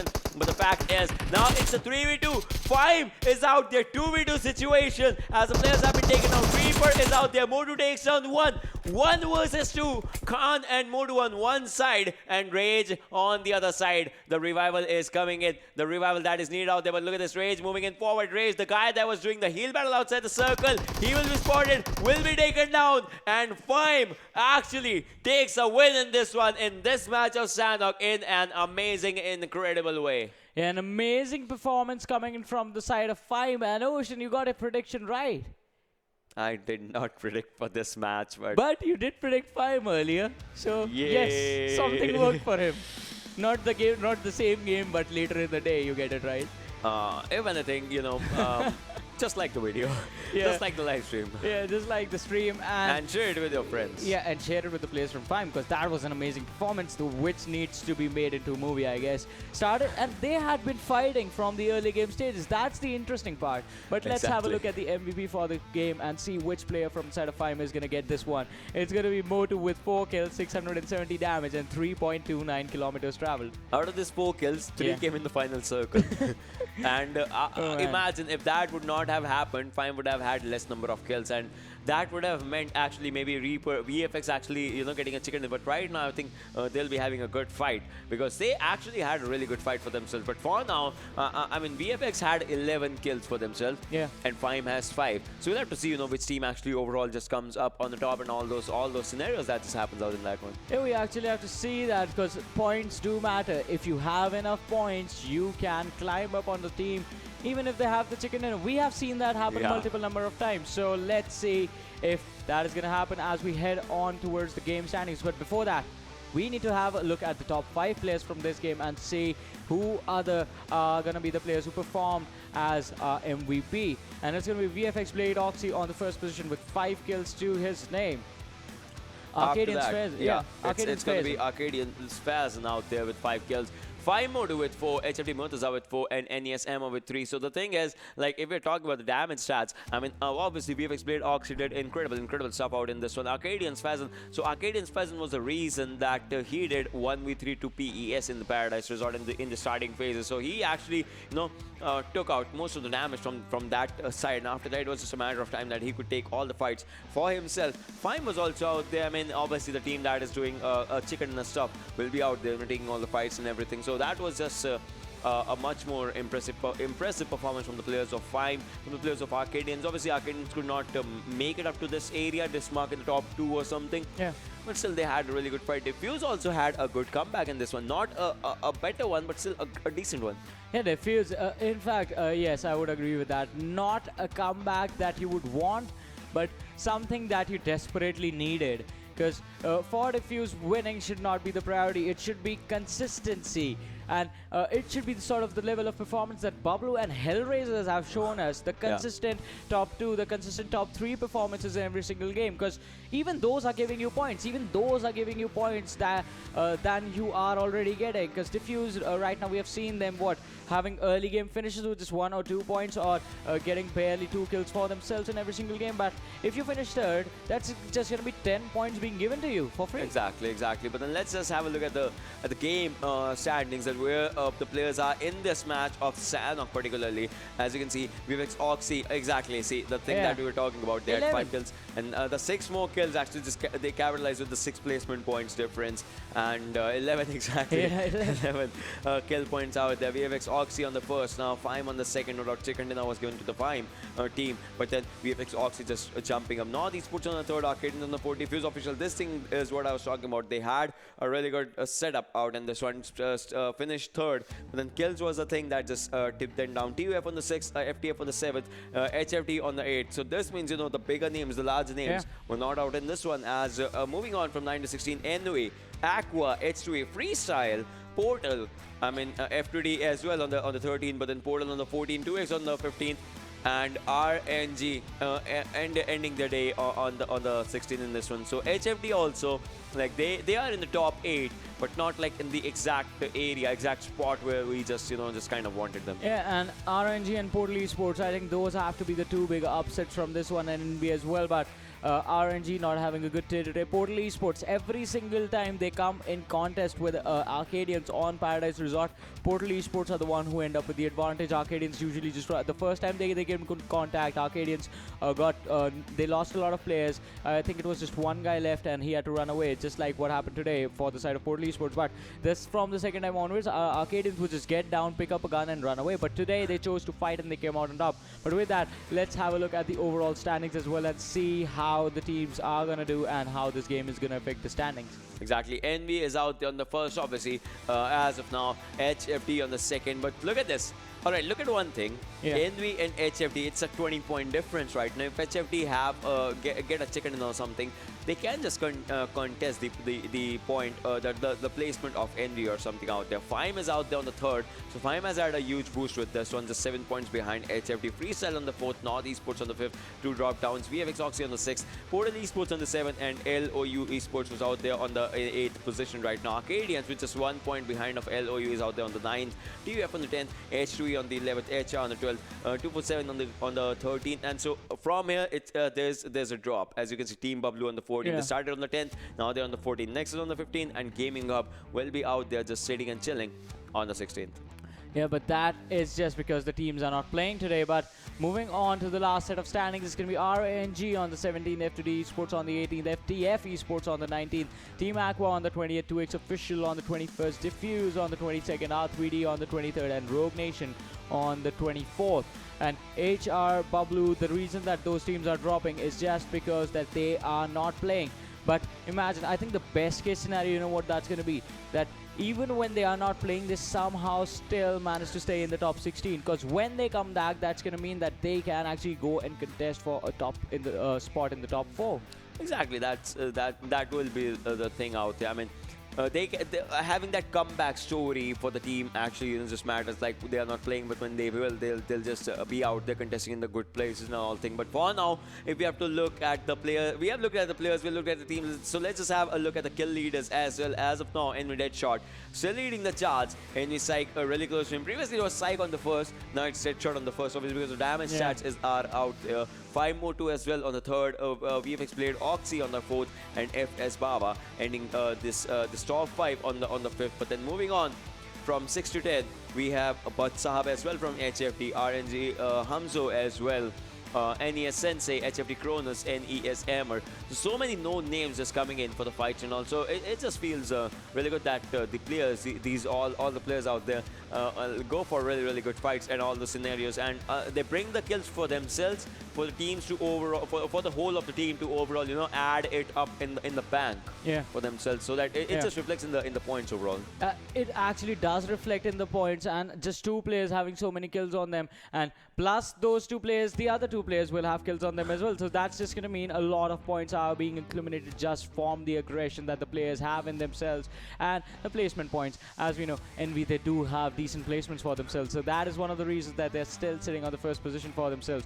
But now let's also have a look at the damage dealers and see if the same players are going to be there or not. As Deadshot is going to be first, as Ocean mentioned, the damage was the thing that was separating Psych and Deadshot. They have the same number of kills, 4,172 on Deadshot. Psych on the second with 3,936. NortheSports Amir is going to be on the third with 3,928. PMCO Blade is going to be on the fourth with 3,367. And Fyme is going to be on the fifth with 3,209 damage.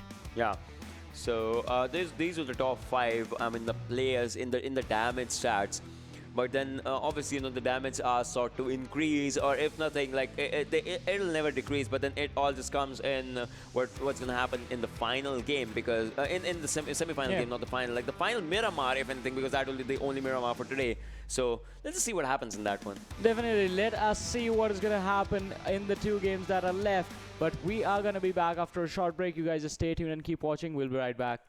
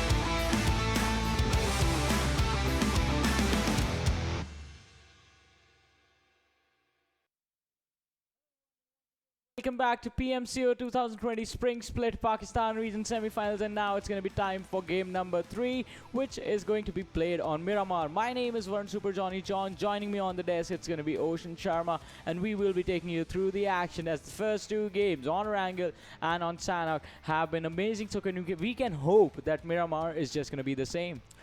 Or even better, you never know, because you know the strategies of the players that just might change out there. We talk about Miramar, we say that there will be 2 drop locations or something that might happen out here in Miramar, and players might just go for them or might not go for them depending upon how they are going to be playing their cards, playing their games and all. So we'll just see through all those things as in a while, ladies and gentlemen. We'll be diving right into the game, and the map will be on your screens, as you can see, from Campo Militar to the southern side, outside Los Leones, Los Eagles area. That is where the plane path is. Junkyard, Minas General is Laventa, Los Leones, El Azhar, Cruz de Valle, Water Treatment, Hacienda del Petron, San Martin, Graveyard, Pecado, Power Grid. I'm out of breath. Those are the areas where the plane path is. Sorry, I skipped Impala. Yeah.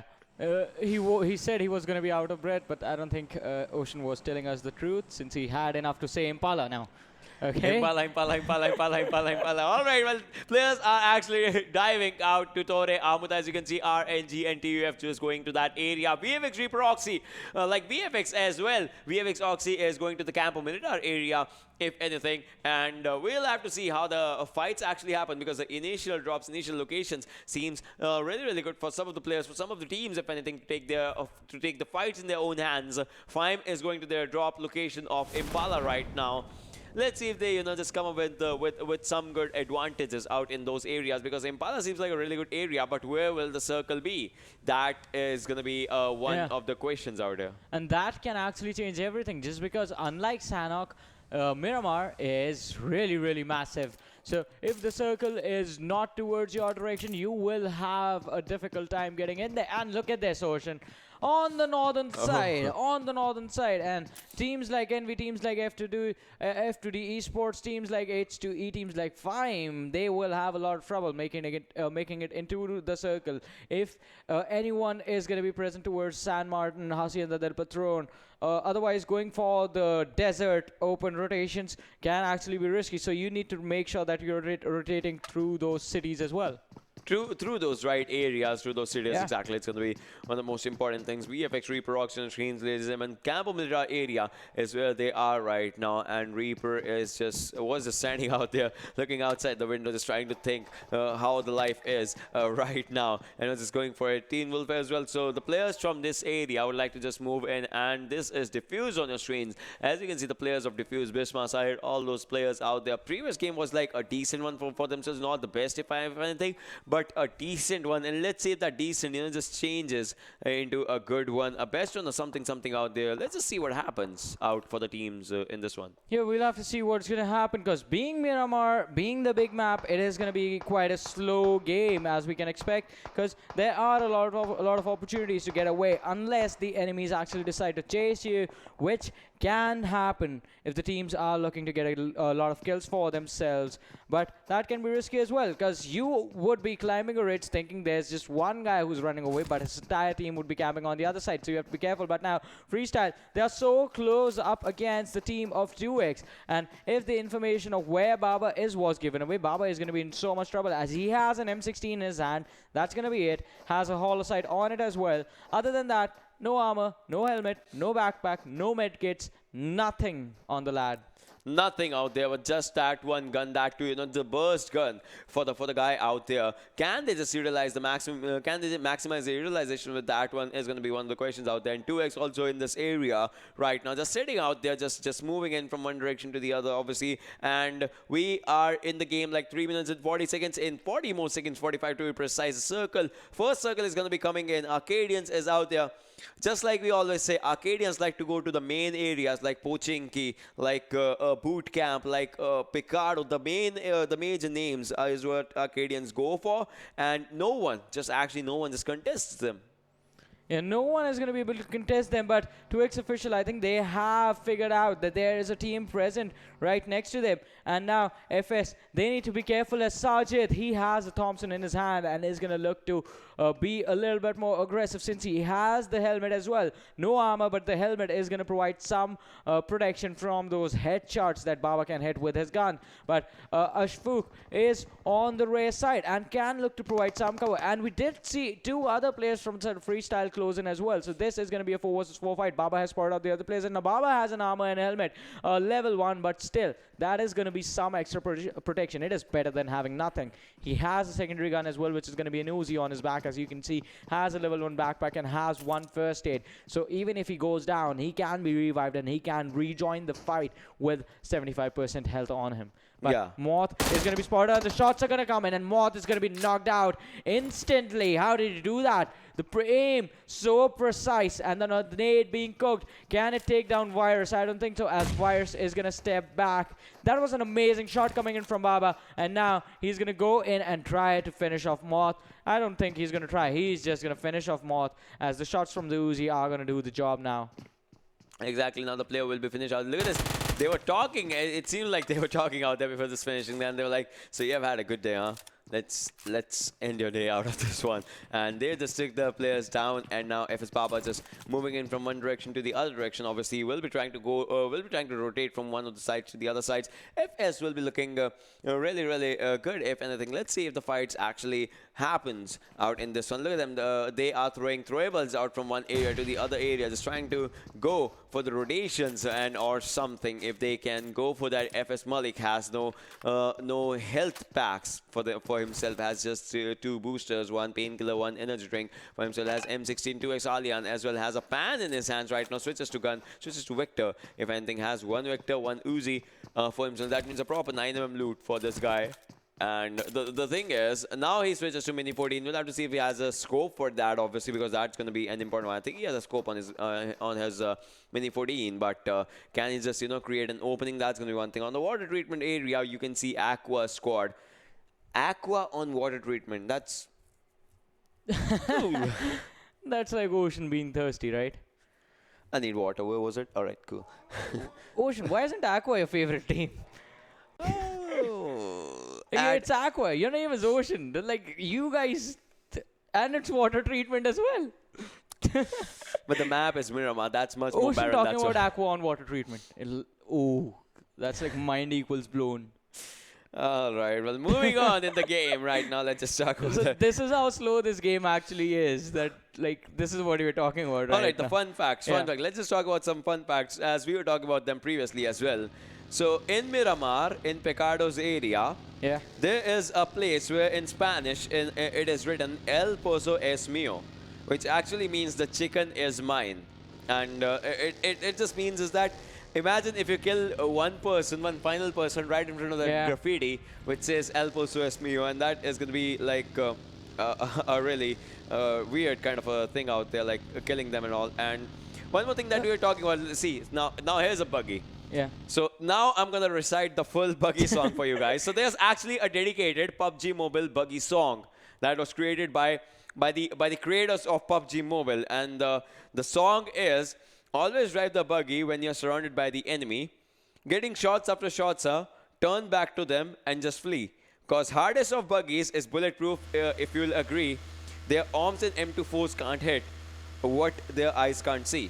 Run along the edges of the zone. Later take cover of the tree, wait, spot, kill, sweet revenge will be thy ultimate glee. Like this is actually a song out here. Yeah. And I mean, all right, that's just something. Look at this. This is another thing out here. As you can see, Arkadians Ash is dropping one of the players from DFUZe. Insane just goes down.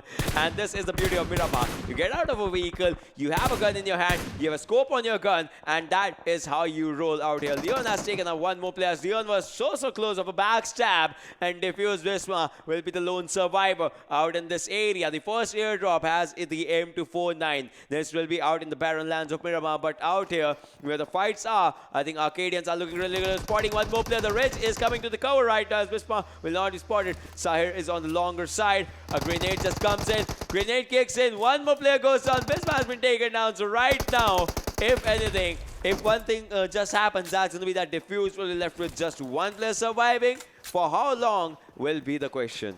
Yeah, that is going to be a big question. How long can Diffuse survive? And yet again, it's the same picture with the same team. The early exit.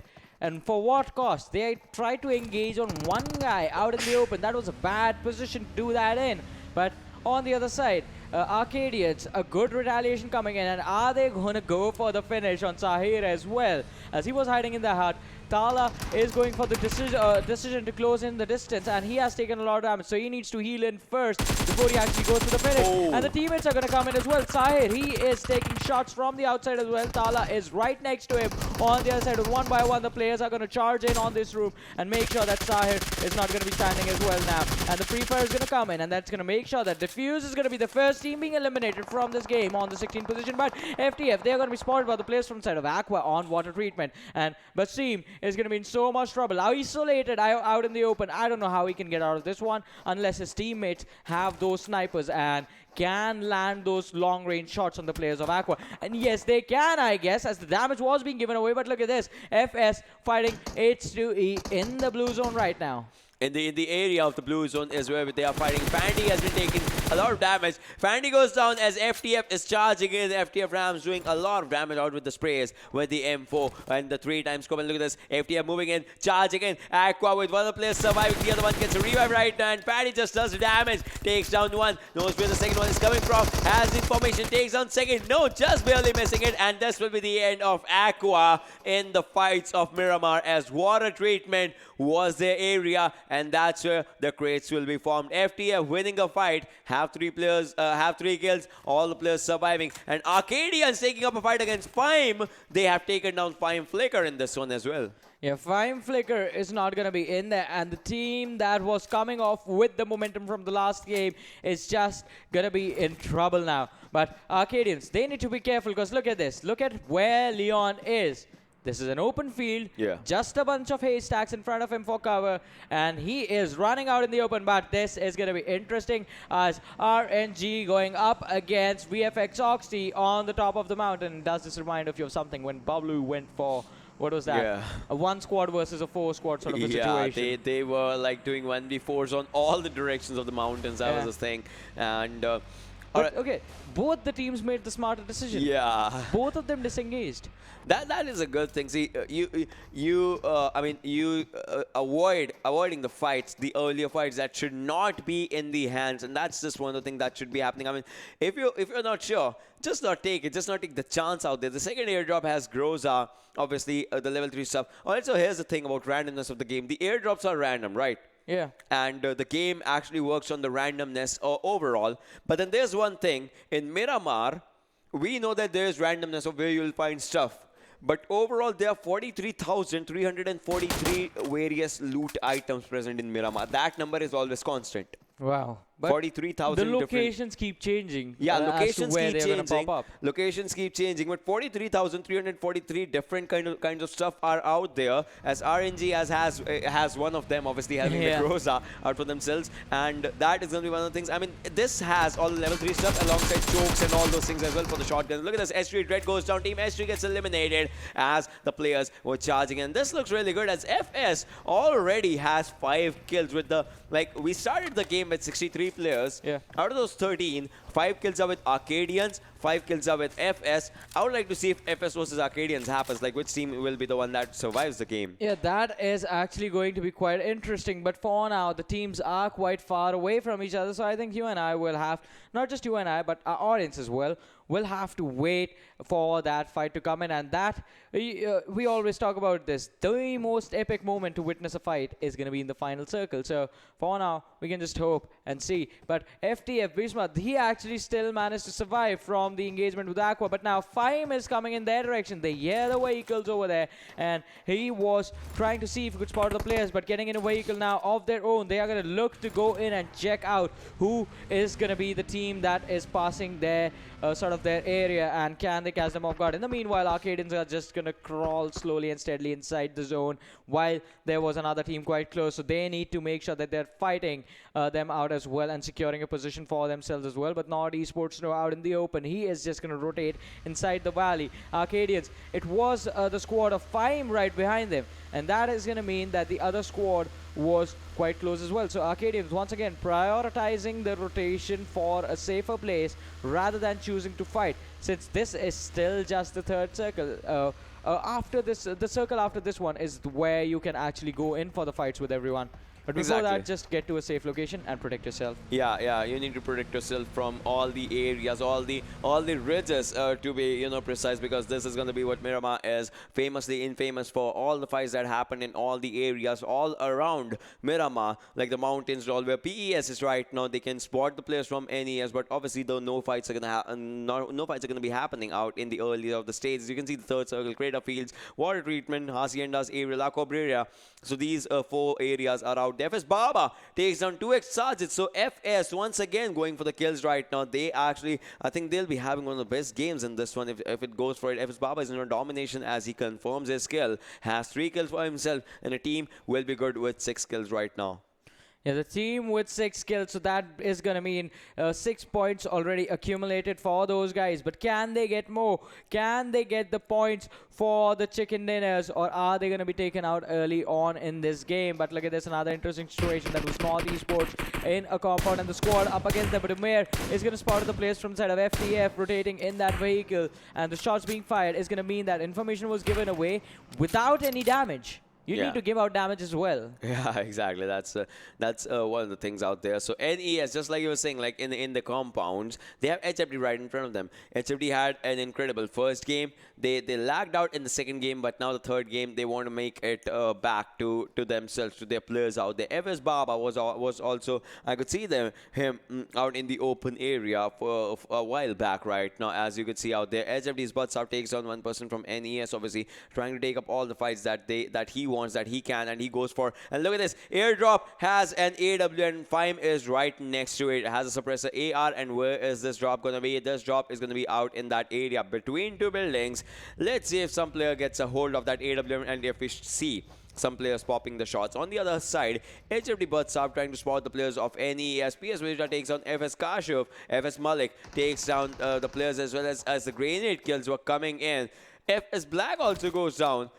So in a while, like, FS has lost quite a bit of his players early on. NESM are going for the grenade right now. Grenade was so close of HFD Cronus right now, but no damage was done. As FS Black also goes down. Arkadians are on a domination right now.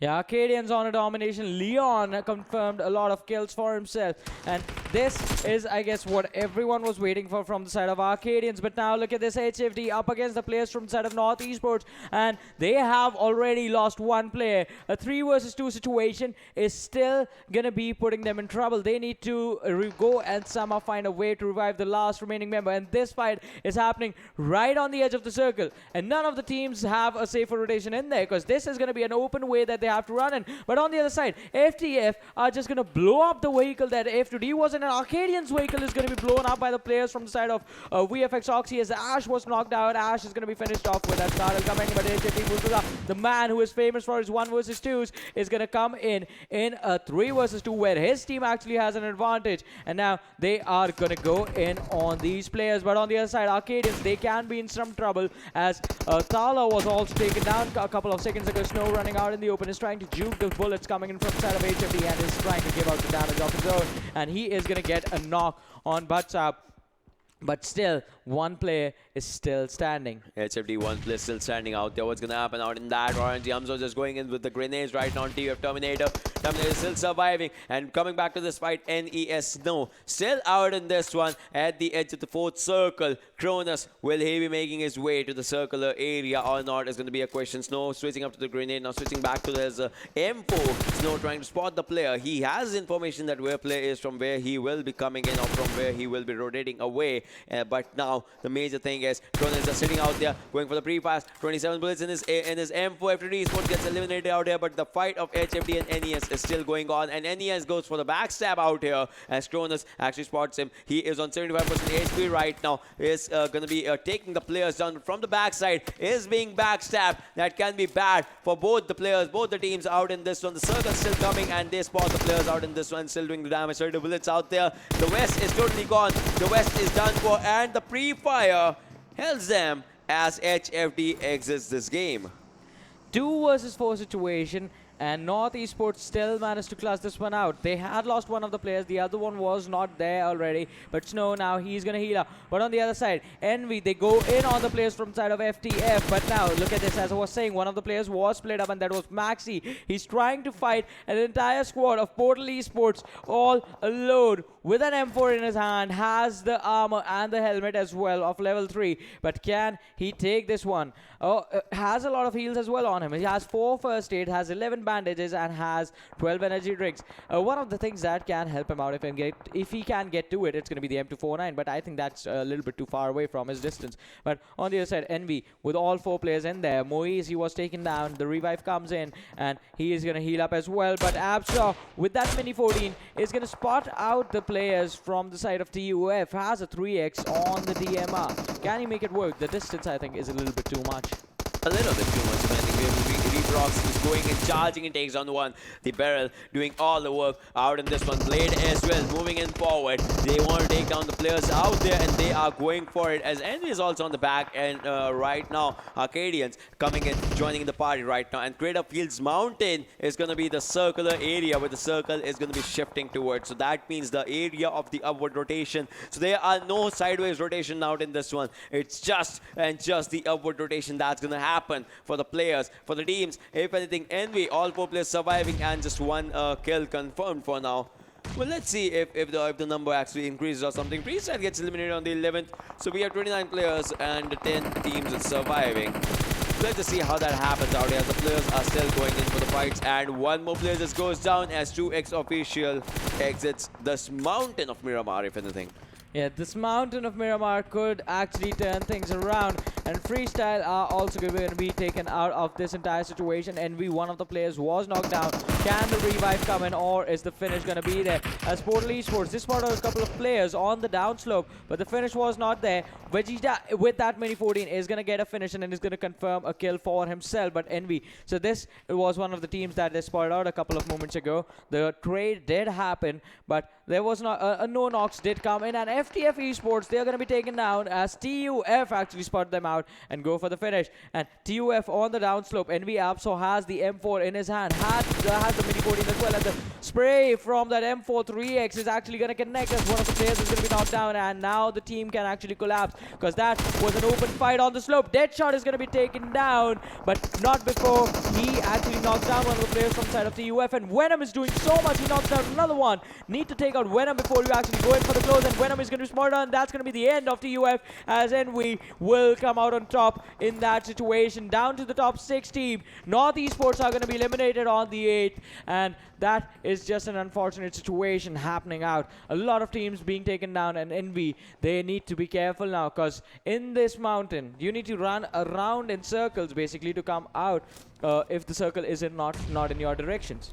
Exactly. That's totally true out in this one. If the fights, just persists out in this one. Fyme is out there with 3 players for themselves, and they are actually pressurizing Arkadians in for the fights. If anything, if the thing is going to happen out in this one, it's going to be that Arkadians number will be on PES and off Fyme, as Vegeta actually seals the kill of Arkadians as fast, and as Fyme was going first. So now the information has been given out. They know that there are players on the other side as well who are looking good for the fights and all. If the fights will be happening out for themselves, from themselves and from the other teams out there in that one. So we'll have to see what happens with the players. And for now, Arkadians is Leon, the lone survivor out there, is still surviving for the players outside the circle, but now does not give any kill to anyone and will be taken off by the play zone in the fights that were happening. Now coming back to the fights that were happening previously, TeamvfxOXY, Fyme, Portal, and the other teams still surviving on this one. Fyme as well. PS Nocto goes down as TeamvfxOXY just takes down one of the players out in this one. Fyme is gonna, they are trying to get on the upward edge. PS Nocto's kill gets confirmed out there by TeamvfxOXY's players. So Portal Esports and TeamvfxOXY, they are on a similar number of people being alive out in this one. Envy and RNG, they both have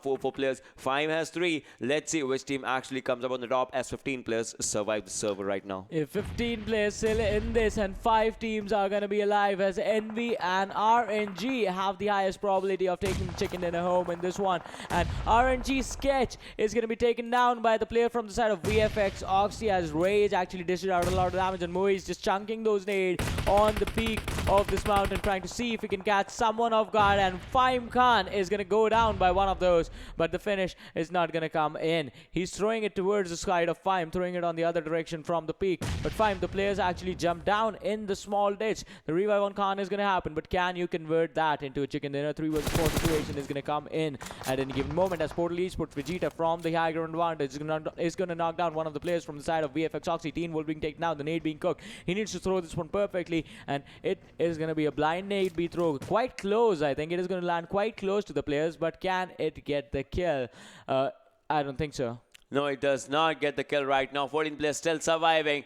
Top 5 teams out here, ladies and gentlemen. We'll have to see what happens. The circle is on a closer right now. The circle is fairly on the side of RNG. So circle actually goes to the downward side for a shift right now, for a change. The players will have to jump in from this area. This means some players are going to be having that jump damage, while the other players will have to change their strategies, move in from one direction to the other, and that's where the players are going. Envy is going to go with that rotation right now. Pretty good rotation. RNG spotting the players. Look at this. Aladdin spots some players. Aladdin on 1 HP takes down 1 out here. Aladdin goes down as PES was taking the fight. Envy Strike on just 1 magic pixel. It will be applying first hit right now. Was spotted out there. And Hamzo's kill will be taken by Envy Moise, who on the other hand will be actually taken down. Almost survives right now. And a grenade on Fahad can actually just take him down. But PS Vegeta is going on the grenades with on TeamvfxOXY's players. Now using the smokes for themselves.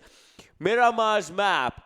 Which team is going to be winning out here as 12 players survive? Fyme Khan takes a drop damage, and Fyme, I think the story will end like this, because Fyme with 2 players surviving, but they will be taking drop damages only. Modu is trying to come in slowly and steadily, but will the strategy work for him? No, it does not. Bad scenario, but he takes down the player. Incredible gameplay by Fyme Modu. We thought that the player will go down. Now he goes, but that jump was something. Sneak as well coming in from the same area. PS Khan as well. The drop damage does not come in, and now the players are jumping out. 5 gets eliminated. 4 squads remaining, but these jumps, oh my god, were more than amazing. PS Vegeta has a cover for himself. Now he's going for sprays on Envy, as Envy's player still surviving to see the day. Vegeta is on low HP.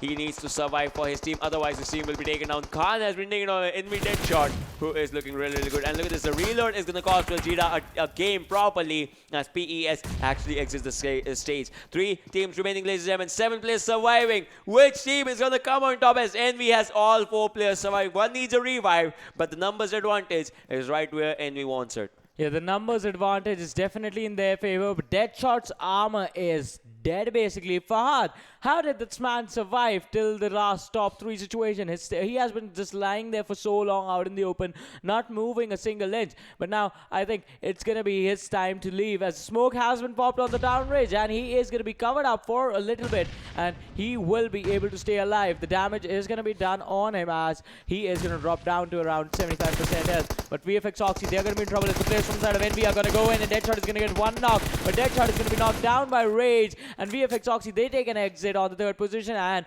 Fahad has done his job, and now he is just going to charge in on the players of Envy and accept his fate. But yeah, if he manages to clutch out a 1 vs 4 in this situation, that has to be one of the best moments. But that is not going to happen, as he's going to be taken down. Envy Psych getting the last kill, and the chicken dinner going towards the team of Envy. It was really incredible for what the team did. 16 kills for the team overall, and those 16 kills, I mean, NVFs actually did most of the work out in that one. And the thing about Fyme and PS, the thing that I liked is that the players were jumping in from the top of the cliff. Like, first player just went down.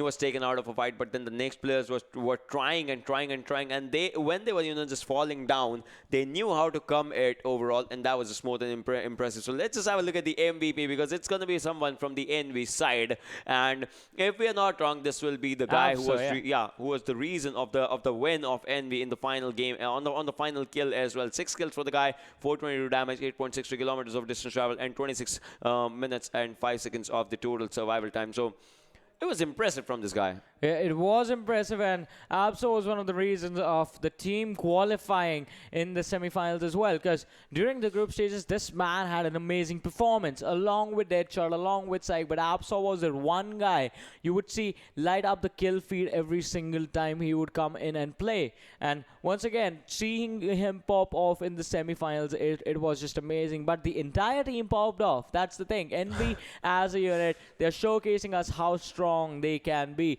But let's have a look at the top 5 players as well and see who all are going to be joining there. And Portal Esports Vegeta actually takes the crown over here with 6 kills, 841 damage. Avso is going to be on the second with 6 kills, 422 damage.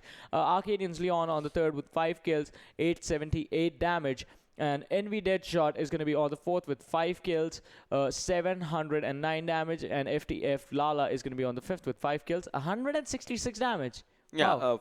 for now, this is what it is for the players and all. And see, the damage, it does not. It's like damage does not matter when you're just giving out those crucial kills. I mean, there are no points for damage, but then there are points for the kills. So it matters by hook or by crook. If you're getting it for yourself, if you're getting it for the team, it's a good thing overall in anything. But then, I mean, Envy has had a good game. We'll have to see in the overall standing, like, where it puts them, how far they will be out there. Fyme has had a good game, so Fyme will be obviously on the top in the overall standing. So let's just have a look at this game standing for Miramar, and let's see where each and every team is going to be out after this, because Team Envy with those 16 kills has 36 points for themselves. Arkadians on the second, 14.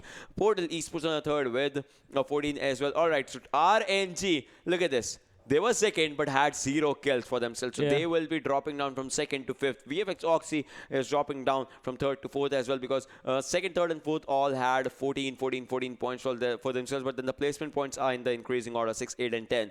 FTF on the 6th, Fyme on the 7th, and Freestyle goes out there on the 8th position with 8 placement points. NortheSports also has the 8 placement point number, but then they'll be on the 9th because of the kill count. That was good with the other team. TUF on the 10th, HFD on the 11th, 2X on the 12th, F2D on 13th, H2E on the 14th, Aqua and Diffuse on the 15th and 16th. So from F2D to Diffuse, they were trying to be engaged, to get engaged in a fight, but then they were not getting the fights that they actually needed.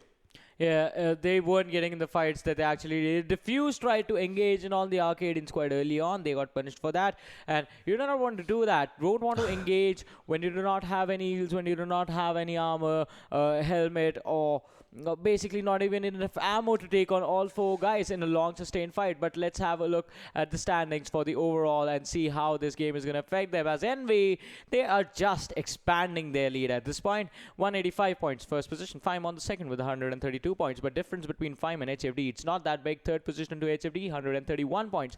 Freestyle is going to be on the fourth, 124 points. TeamvfxOXY on the fifth, NortheSports on the sixth, Portal Esports on the seventh, and Arkadians, they are having a really consistent performance today on the 8th position.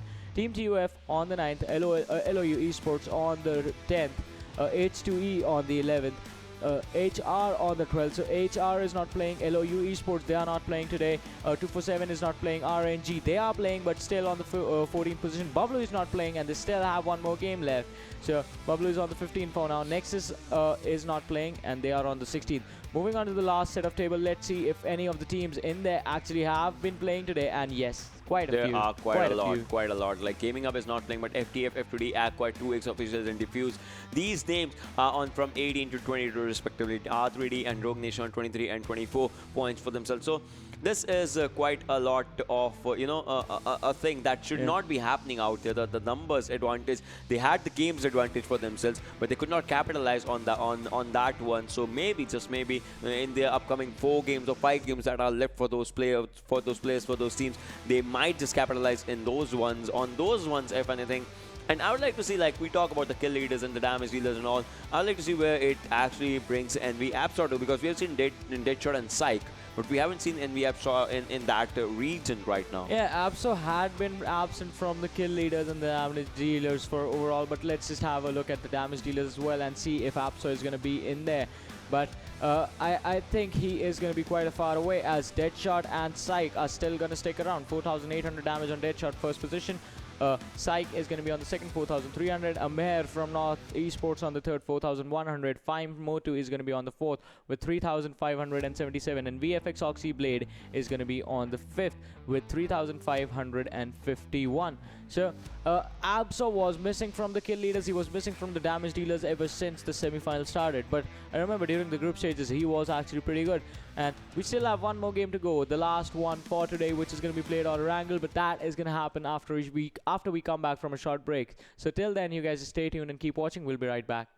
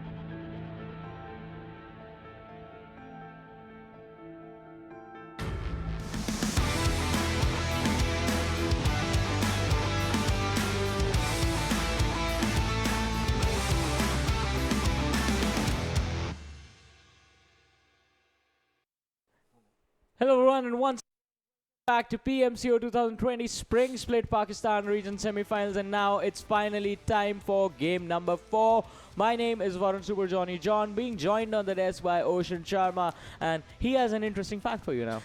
Yeah, so we were just talking about the guns and all, and we got to know the reason that AWM just has 20 bullets with itself 5 in the gun, because AWM basically has just what do you call it?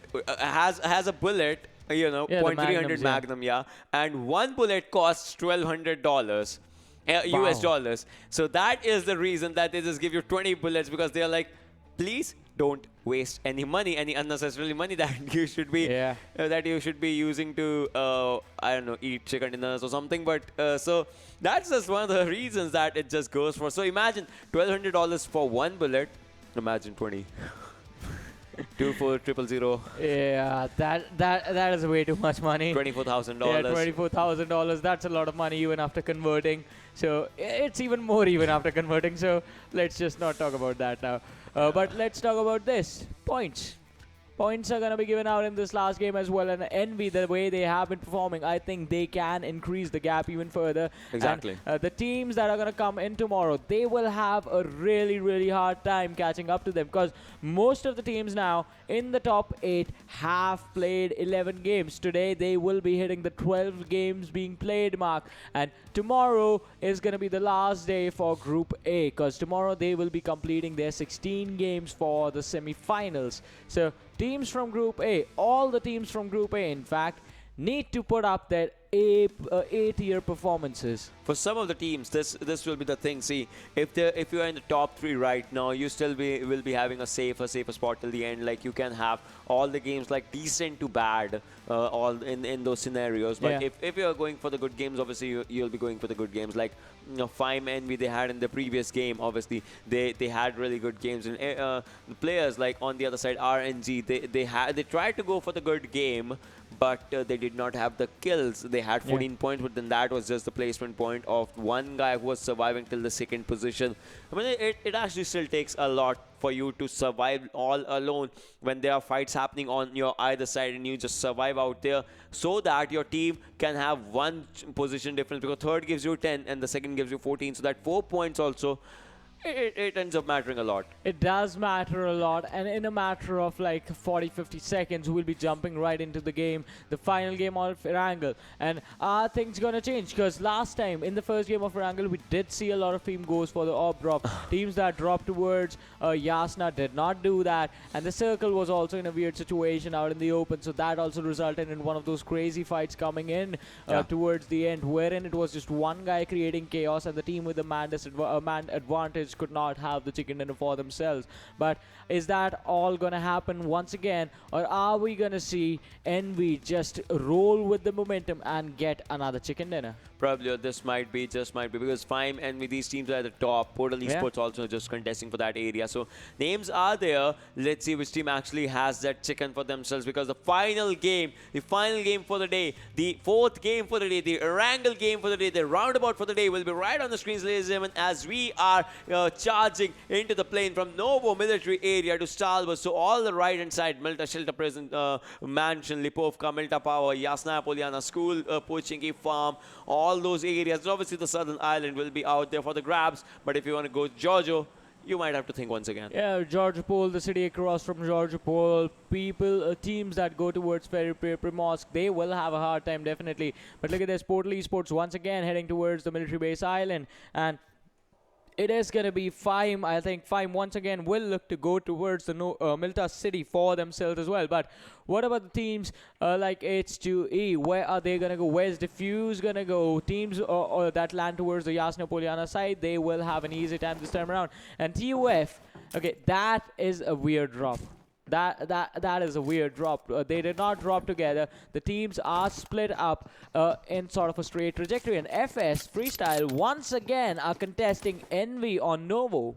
This can be a bad scenario out in this one, because see, Envy's home ground is Novoripna. They like to play the game out there in Novoripna's area. They don't, it's like, you know, they are not worried in the Novoripna area. So we'll have to see if the fight actually goes out there. And FS, if they just, you know, take up the fights in the circle, is actually divided out there on the southern side and also on the middle island and something. Poaching is where the teams of Arkadians and all are still trying to go right now, and NV and FS. If the players, just it just comes out to who spots whom first, as 2xRs actually takes up a fight against Diffuse. Insane Diffuse can actually mark their exit in this one as well. FS Baba just switching out the gun, doing enemies ahead for the players that, yes, there are players out there. 2xRs, he takes on Diffuse. Ronnie as well. Diffuse in a bad of the spots, as Diffuse have lost 2 players already.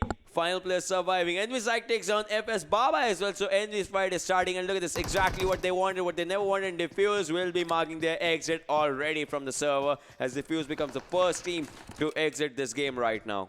Yeah, and that is why I hate prison. I never like going towards that location. Every time you go there, it is just trouble. But this time, PMCO actually somehow managed to come out on top on that one. Everybody hates prison. Yeah. Everybody hates prison. I mean, just saying the right things out here. But all right, coming back to the fights and all, as you can see, FS, they lost. The one of the players, Bauer, was taken down, but still Bauer will be surviving out there for the fights and all those scenarios. Let's see what happens as the fights are going to be going on. But now Envy knows the location. They know the player which they are. They know it's FS. They know the team. They know the gameplays. They know the strategies and everything. Let's see if the fights just come in FS's favor, or will it be the other team? On the other hand, Aqua going in for the fight. RNG's, sorry, not RNG. Rogue Nation is not playing. RNG's Fahad will be the first casualty from the team side. Yeah, the one player going down, out cornered in the open, and the 3 players charging in on him. But the retaliation is going to come in, as the other players from inside of RNG are going to look to charge in on these 3 lads from Team Aqua, and will be looking to drop them down and force them to exit this game. But look at this, NortheSports, no, he's the only man inside the school building, as RNG Aladdin is going to just drive by this location and is going to look to regroup with his entire team for now. But school, if NortheSports can actually control that location for themselves, I think they will be in a really good situation right now, since that entire area is going to be in the circle. And the circle right now, if I'm talking about it, it's sort of split between the military island and the main island as well. NV Psych, he is going to spot out some of the players coming in, as this is going to be the side of FS who landed on these Novo containers as well, and they need to make sure that they have left before NV actually start to make any movement. But on the other side, as I said, Milta means Fyme.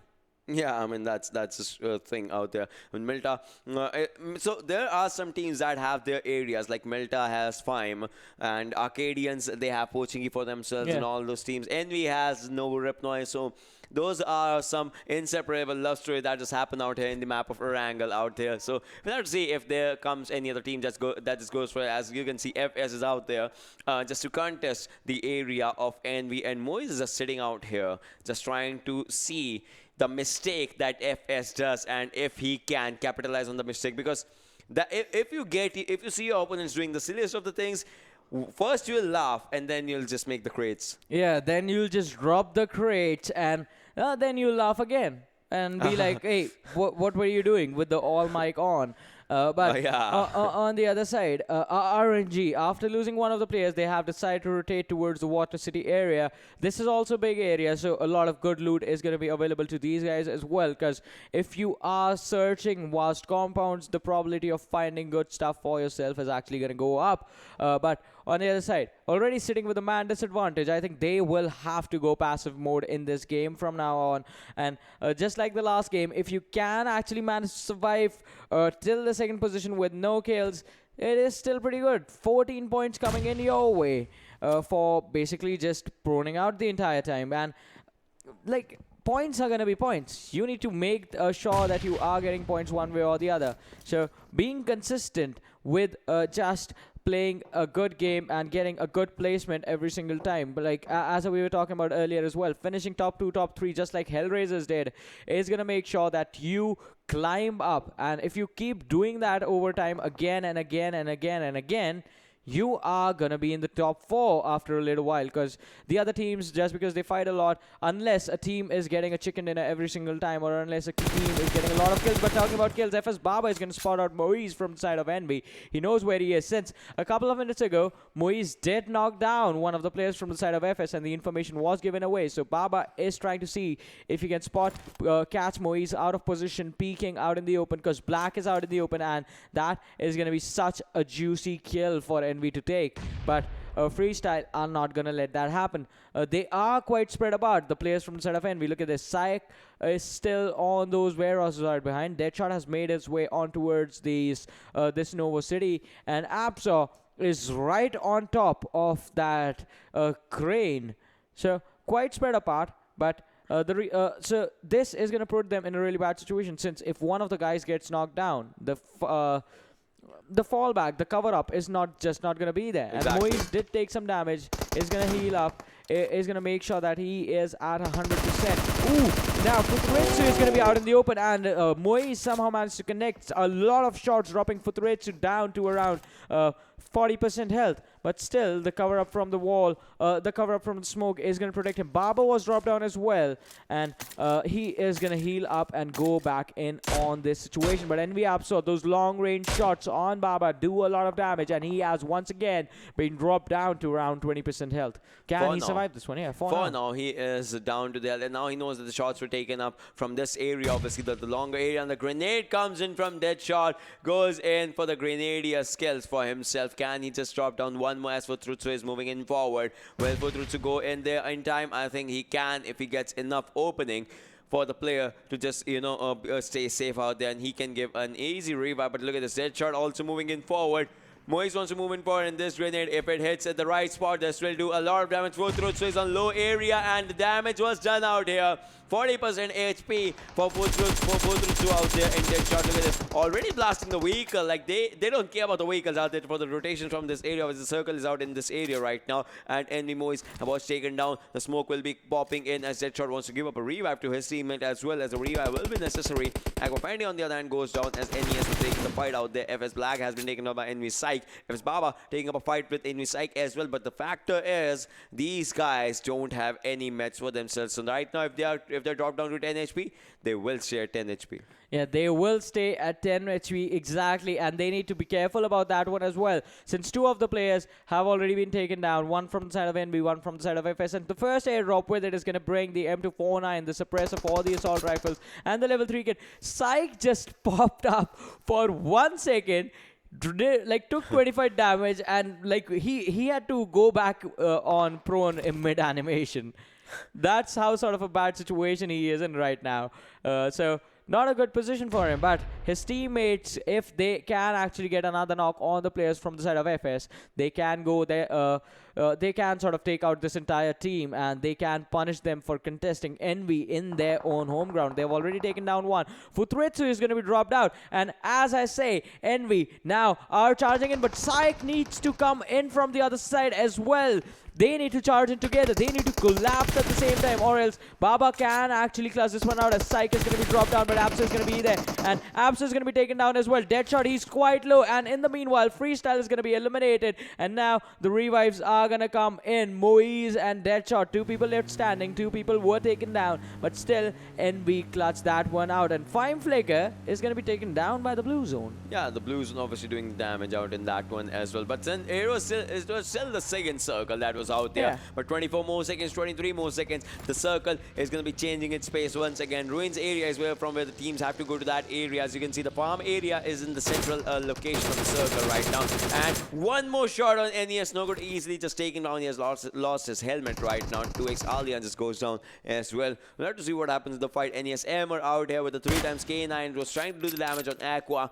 Still trying to spot the player. Spots one more, but so far no damage was done. Now it is, as Amber drops down one player with the headshot on the K9. Now they have the opening. They know it's Aqua. They know this team only just has 3 players. They know they can move in, and they will be moving in on that area. Fyme trying to take down the players at West, but Fatty takes down one player with his DFUZe will be taken down. 2 gone, 1 remaining. Can they go for it right now will be a question, as 1 has been revived right now. Aqua is looking really good with 2 players once again, but the numbers advantage still in the hands of NES. NES throwing the grenades right now, but nobody's out there. Now they have the information that the players are on the outside. 1 final player, sorry! They exit the stage on 14th position in this one. Aqua, this game is not theirs. An early exit is going to be theirs, though, as NortheSports just charge in as a unit, as a team, and wipe out these 3-man squad of Aqua from the map entirely. And that is just going to be their day being done now, since this was the last game for the day, obviously. Yeah. And H2E Dread is going to try and spot the players from the side of 2x. I think he already has. The shot was fired, and the damage was given as well. The shot did connect with that M24. Talking about M's, it's going to be the second airdrop coming in with the MK14, the suppressor for the assault rifles and the level 3 kit. That includes the armor, the helmet, and the backpack. Obviously, the gun is it's an incredible gun out here, because you know what this gun gives you. It gives you a possibility of using a DMR or maybe an AR. This is a compatible gun with that extended quick drawback. Remember the one before that we saw the other day? Yeah.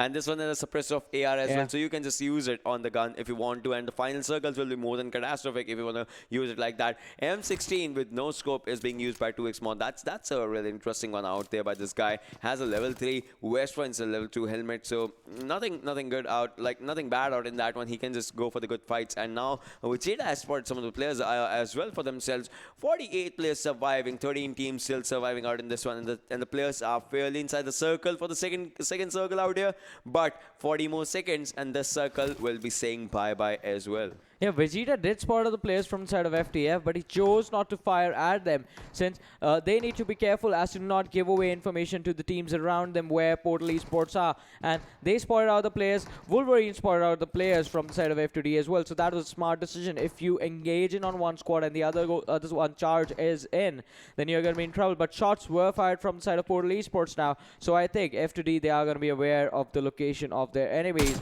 And Khan is trying to take down Charlie from the side of FTF, as he is the only man who has been left isolated in that one small shed. But F2D, they are just 47 is just trying to punch the car. For now, they're just it's like, why don't you just move away? I'm not gonna just do that one this time. I mean, I'm not even. See, I don't have that much IQ to understand the scenario that was just happening out there. Erangel has been taken down out there by HFD's players. So HFD is looking really good for the fight, and Murtaza is spotting the other players as well from H2E. So it's HFD versus H2E. We'll have to see what happens, but then. There's a car blocking the way. One question.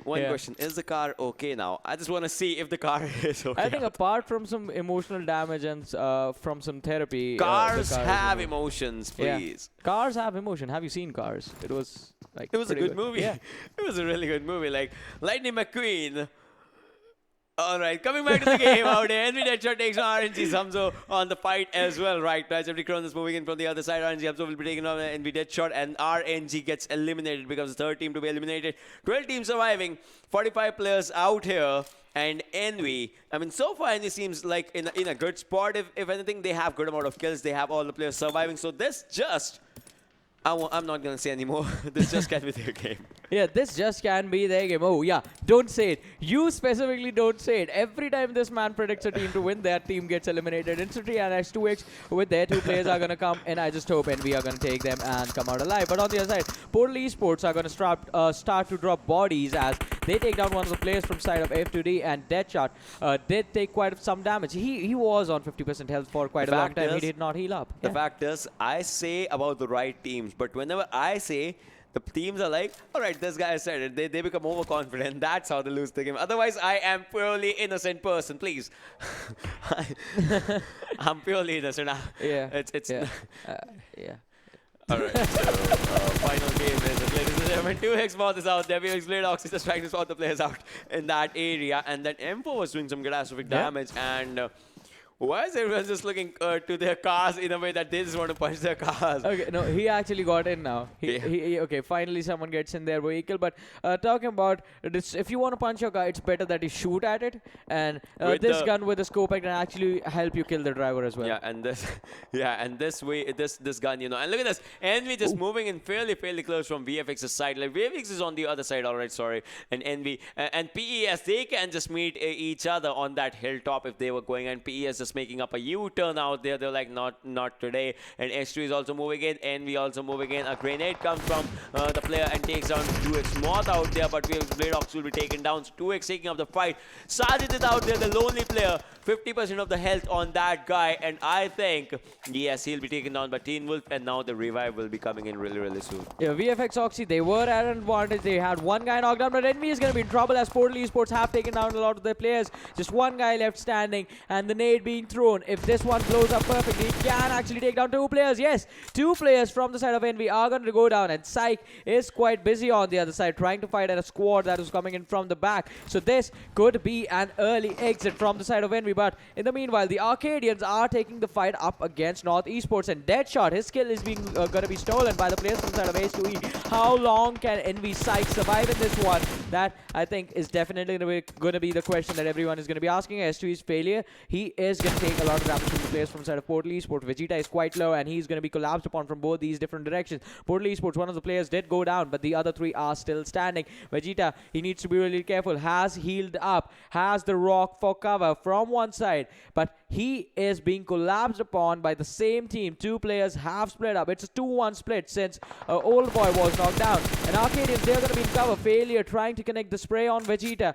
Does connect some shots, but not all of them. Vegeta still has 40% health to play with. But Arkadians Faison is going to go down with Fyme Khan. Ash is going to be dropped down, and Thala is going to retaliate as Moto is going to be dropped down. Faison is going to finish off Khan. Moto is going to be finished off by Faison as well. Faison getting a lot of kills for his team, and Arkadians are stepping up their performance to a totally different level. And now the next circle. This one is on the northern side of the farm as the blue zone is going to come in. Where is the next one going to be? This is all, wherever it is, it's just going to be open ground. Potato Hill is a crucial area out in this circle right now, as there is a squad out there. But then Arkadians, as you were saying, I mean, they still have just 2 kills, but then the way that which the team is playing, that is more than interesting. And H2E's failure goes down out in this fight. 11 teams surviving, 35 plus still surviving out here. And HFT's Butsaw also goes on as H2E Dread is taking up a fight of his own. So PES has 4 players surviving, and Envy, just after I said they lost 3 players out in the fight. So maybe let's just refrain from saying the team names or something. And Fyme Sneak is out there, the survivor. The survivor, for how long will he be surviving, as he just barely survives to the other safer location? But will he be safe out there? Because from behind, obviously, if the players just come in, some teams just jump in from behind, they can easily take him down. NES Sensei moving in forward. NES Snow out here with that barrel in his hands. FTF Charlie has been taken down, and so FTF is also going for the fights right now. NES M is still trying to spot the players. VFXOXY still trying to spot the players with that SKS level 3 helmet, level 2 vest for the guy, level 2 backpack as well. Popping up the energy drinks obviously going to be helping a lot right now. But then the circle has shifted to the side of F2D, which seems like a really good thing. If the fights are supposed to happen in those areas, you can just take those areas. And H2E's Dread is on a low HP, and Murtaza will have to reload the gun. And yes, Maxi goes down from Arkadians, stall out Scar L, and VFXOXY is kind of outside the circle right now. They need to move in as soon as they can. Yeah, they need to move in, and they need to move in now. But the good thing for them is going to be that all 4 of their players are still in this game. Almost hitting the 20-minute mark in a matter of seconds. 11 teams still alive, 32 players still in there. And Arkadians are just going to be on fire, as they are getting a lot of knocks on their side. But they need to confirm the kills as well. Because just getting the knocks and letting someone steal the kill is going to mean that you're donating the points to, basically donating the points, giving away the points to another team. So you need to make sure that the knock comes in, the kill is confirmed as fast as you can get it done. And NortheSports Snow, another knock coming in from the side of Arkadians. But that has sort of been the trend from their side. But look at this, FTF, they are going to be up close and personal from another squad. And that is just going to be the team being let go. It was TUF that was there. And Basti team, I think he is going to be engaged upon by Venom, but Venom needs to be really, really careful. He does not have any heals, has 17 bandages, and Bashir riding in that car takes a lot of damage from that AK. Just 3 bullets left on Venom. Needs to reload now. Also needs to run inside the circle, and Arkadians, they lose 2 players as well on the other side. Envy's side gets another kill. H2E is going to take an elimination from this game, and Envy is still in this fight with just 1 player from their side. In the meanwhile, Arkadians take an exit. As I was saying, if you are getting the knocks, you need to make sure that you're confirming those kills as well. But still, an amazing try from the Arkadians. Just the end of a day coming in for them. They will be coming back. Look at Envy Psych, look at Envy Psych just moving in on the chance for TUF, and he has been spotted. He was shot at, and his health was really, really low. PS Nocto goes down out there, and his Psych goes down as well. Exactly, the wrong rotation coming in from this guy actually becomes the reason. FTF loses 2 of their players, as FTF was actually caught off guard as well out in the fight. So they are down with just 1 player, and yes, since he just loses out, Fyme Sneak goes down. That will be the end of Fyme as well. And Snow just runs over over Fyme Sneak with a vehicle, and PES Khan is going good with the grenades right now. Gonna go with the grenadier kills. If it just hits, see if it counts, it's gonna count in a really, really good spot. VFX is looking really, really good right now. Team HFD player outside the circle right now. TUF there is out there. NortheSports 2 players needs a revive. Portal eSports with all the players surviving. VFxOXY with all the players. F2D with all the players. Will it be Portal's game? One of the players actually go down. PES Khan is on a domination right now. Has 7 kills for the team. For himself, he has 2 kills right now, but 3 kills right now. But can they just, you know, maximize the usage, maximize the utilization out there? That is going to be one of the questions. 5 teams winning, ladies and gentlemen, 17 players surviving, and look at this PS Vegeta catching one of the players, Thor, out there. But from the left-hand side, he was also being shot at in one direction. Yeah, he was being shot at from one direction, but TUF, they are going to be in a really good situation. PS, they need a revive, but Nocto is going to be shot at by TUF Venom, and Wolverine is going to be left standing. Khan is left standing as well, but they are split between 2 teams fighting from 2 different directions. Portal eSports could be in a tough situation as Nocto and Vegeta, they need a revive, and they need it now. Thor is slowly and steadily charging, and he's going to blow up the vehicle just so he can create a cover for himself. And now PS Khan, that nade being cooked. If this one lands perfectly, that is going to mean that Maxi from the side of NortheSports is going to be taken down. But I think that's not going to happen, as Maxi is just going to avoid getting knocked down. The damage was done, the distance was not there, and Venom is going to get the kills for Nocto and Vegeta. Portal eSports, in an instant, they are being taken down 1 by 1 in each and every direction, as Khan was also taken down. Just 1 man left standing for the side of Portal eSports. Can they take this one? VFxOXY still standing strong. F2D eSports still standing strong. So one of these teams is going to get the chicken dinner for themselves. As you can see on the forecast, the probability of them getting the chicken dinner. TUF also has a 20% chance in this one. And once again, the circle is out in the open. The teams are going to close in. F2D, they lose 1 player. 1 player has been knocked down. Can they survive with this one? As Mafia is going to go down as well. And NortheSports, no. He survives with like 5 health on him. 47 is there. The spray is going to come in. But there is a tree blocking the vision. Talal, he was shooting on the tree mate. You need to be more careful. And NortheSports take an exit out of this one, as Snow is going to be taken down by the players from the side of F2D. Yeah, and this is going to be something out here. VFX still surviving. Will this be another chicken for Team VFxOXY? Because this team has dominated every time. PS Wolverine takes down F2D's player. Wolverine is on a domination right now. Portal eSports looking really, really good out in their fights. And on the other hand, TUF Edgar goes down. Team Tough was actually doing really good, but now after losing their players, that's going to be a whole different scenario, a whole different story out there. Portal eSports and TUF with 2 players surviving for themselves. On the other side, VFxOXY with all the players surviving. F2D with 3 players. We'll have to see which team actually gets a chicken dinner, because 11 players surviving, 4 teams remaining, ladies and gentlemen. Final circle fights are going to be commencing really, really soon, as 6th circle will be coming to an end. 24 minutes, 20 seconds out in this game right now. Let's see which team has the final chicken dinner, as TUF is kind of in a bit of trouble, as TUF Venom just goes on. At least TUF with 1 player who will be reviving the other one right now. Yeah, it's just going to be 1 player reviving the other one, and TUF, they need to be careful as well. There is still a chance that they can get it to us. To be more precise, they have 18% chance that they can win the chicken dinner in this one, as you can see on the forecast. But it looks like VFxOXY, they have a massive man advantage on their side. The downside for them is going to be that they have to make their way in towards the circle where the other players from the side of F2D are already present. So they have to deal with that first. But having a man advantage, you can sort of make the trade off. And even if you go for even trade, even if one guy takes down one, then he gets taken down, in the end, you are definitely going to come out on top just because you have more people than them. But that should be saved for the one squad versus one squad situation when you just have two teams remaining. But this game is going to have a lot of snakes now, as the players are just going to be careful. Open ground fights, you need to lower down on the ground and be careful as to where you shoot. Portal Esports, they're going to be spotted out as the shots fired from their direction are going to give away the information about their location to the players from the TUF. Venom was actually looking on the up ground. Oh, Wolverine, he's just going to be safe as Venom is aiming in the wrong sort of he was a couple of inches to the right. Yeah, the direction was right, but then the implementation was like quite a bit wrong out there. PS can't take down FTD. FTD's players will be in a bit of trouble, but then the grenade actually just helps them out. FTD, one more grenade, really close to 47. It might do a lot of damage, but out there you can see the players have been spotted as the player just goes prone, but that won't be saving them as TUF exits the stage. 3 teams winning, ladies and gentlemen. DFUZeOXY, Portal Esports, FTD.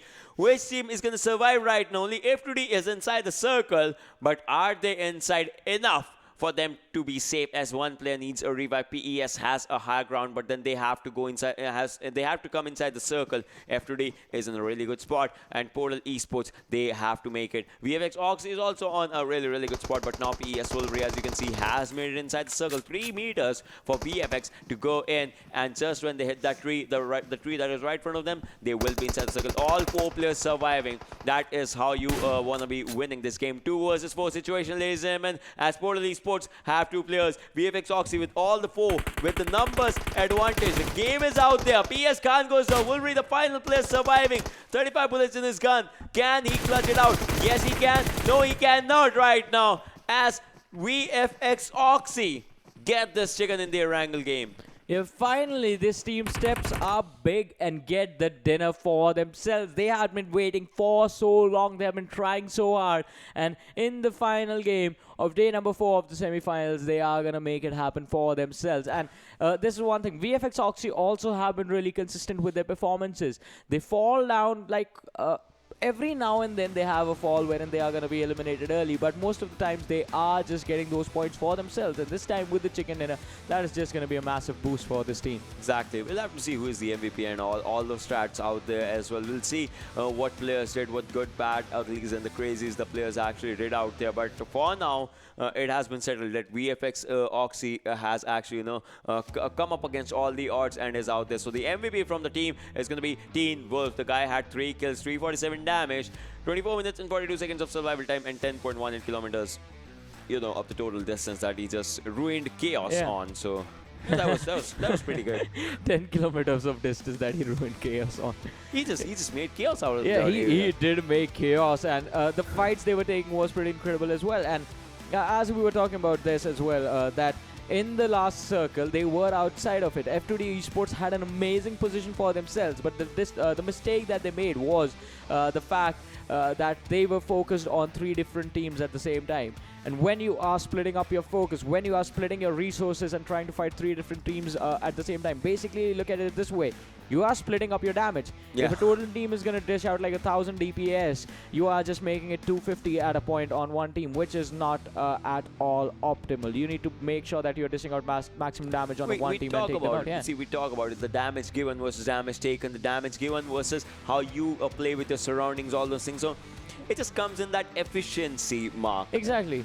And it is more efficient to take down one team at a time, deal with one problem first, then move to the next one. And that is exactly what actually VFX did this time. Portal Esports were doing that as well. They knew that TUF were on the downslope. They did not care about them at all. They were like, we need to deal with FTD first just so we can make our way into the circle. But with that, let's have a look at the top 5 players from this game and see who all are going to be joining our MVP. And it's going to be Psych from MV, like always. 5 kills, 745 damage. The man was left all alone for his team and still actually managed to put up a lot of kills on the board.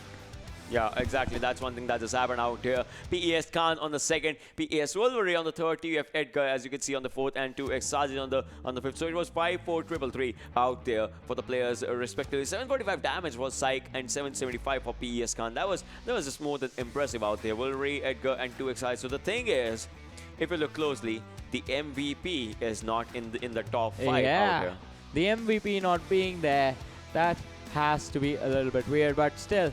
the damage is what matters, because the players did have 3 kills, but doing more damage is going to make sure that you are going to be out in the top performers. But with that, as this is going to be the last game for today, as we were talking about this, so teams from Group A and B are going to be done with their 12 games.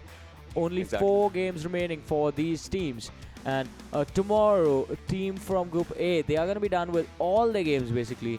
And let's just have a look at the standings for this game and see how much points have they accumulated from this one. As TeamvfxOXY, they get 30 points from this one. Portal Esports on the second, 23 points. Look at this. Look at this. NortheSports, early elimination, 8 kills, 15 points, 3rd position. TUF, an early exit as well, but due to the number of points that they have, they are going to be on the 4th. FTFxEsports, they finished 3rd, but did not have enough kills, 14 points, 5th position. Team Envy on the 6th with 11 points. FTFxEsports on the 7th with 7 points. Fyme on the 8th with 5 points. Moving on to the next set of teams, let's have a look over there as well. FTFxEsports on the 9th, H2E on the 10th, PMCO on the 11th, Arkadians on the 12th, Team Aqua on the 13th, RNG on the 14th, Freestyle on the 15th, and Diffuse on the 16th. Right now, these were the teams out here. RNG, Freestyle, and Diffuse having bad games for this one. RNG having bad game, Freestyle as well, and Diffuse is having a bad day for now. One game was good, but the other game they were kind of bad, and they just need to just cope up from that thing. If anything, they need to have that one game where the momentum actually comes in their hands, and it just changes everything. Because otherwise, these were just for this game. We'll have to see in the overall where they are standing and all those things. If it's gonna actually make or break the day for them and all those things. Because some teams are doing really, really good, some teams are doing really, really bad. So let's just have a look at the overall standings. Let's see where the plus and the minus actually come in all of these scenarios. Envy is out there on the first, obviously. TeamvfxOXY, they've had a really good jump with this one, with this chicken. And obviously having the so this is the only team that has 1 chicken in it and is still sitting with a really, really good amount of points for themselves. Yeah, and this is what I was talking about. Look at this. All the teams in the top 8 have played all the 8 games, but the difference between the first and the second, it is pretty big. From there on out, the points look like teams can climb up with every single game they play, and tomorrow also the standings over here are gonna change as well. But I want to see which teams are still gonna have a good standing. And okay, this is amazing. Arkadians in the top 16. Okay, they played today. H2E in the top 16 on the 10th. They played today as well. LOU eSports did not play, still on the 11th. HR did not play at all, still on the 12th. 247 Gaming did not play at all, still on the 13th. RNG, they were playing, but they had a good game on their side. Otherwise, they were out of the top 16 before this one. But they had one good game, because of which they are going to be on 14th for now. Bablu did not play today, still somehow managing to stay on the 15th. And FTFxEsports, with that last game, they actually climb up to the 16th. So that is actually really interesting. And Bablu is going to be playing tomorrow, so they need to accumulate a lot of points. And this is sort of what was upsetting. F2F even after playing, could not manage to climb. 19th position. TeamvfxOXY playing today, still no climb. 20th position. Team Aqua is playing, not a good performance. 21st. Diffuse, not a good performance as well from them today on the 22nd for now. R3 Esports on the 23rd. Rogue Nation on the 24th. Nexus is going to be the closest team that can actually make the climb. Nexus, Gaming Hub, and FTFxEsports. But for that, they need to have an amazing performance in the game that they have left. So Gaming Hub is the only team that has a 1 chicken dinner and is still in this area. So, I mean, if they have good games, if they have chicken dinners, obviously they have 8 more games for themselves. They'll be starting their day tomorrow. So we'll see if they just go for it or not. They have decent points for now, but then for how long will they just stay in this area? If they just climb up, they need to just maintain that climb. If they are falling down, they need to, cling onto the rock and just start climbing harder. That's going to be like one of the things. And Team Bablu, obviously, this is the performance that we never expected from Team Bablu. Right now, obviously, they haven't played today. They'll be starting tomorrow. So all the mistakes that they made, I think it's about time that from tomorrow, 8 games, at least 8 chicken dinners. I don't think Bablu and HR are making mistakes. I think it was just experimentation from their side. But let's have a look at the kill leaders as well and see who all are going to be in there. As Psych from Envy is going to be sitting on 31 right now. Deadshot on the second with 30 kills. Fyme Motu on the third with 22. FS Barber is going to be fourth with 21. And TeamvfxOXY Blade is going to be on the fifth with 20 kills. Moving on to the next set of 5, it's going to be HFD's Bhatsab on the 6th with 19, Portal Esports Vegeta on the 7th with 19, NortheSports Amher on the 8th with 18. NVFXOXY on the 9th with 18 as well. NortheSports Sensei is going to be on the 10th position with 17 kills. Yeah.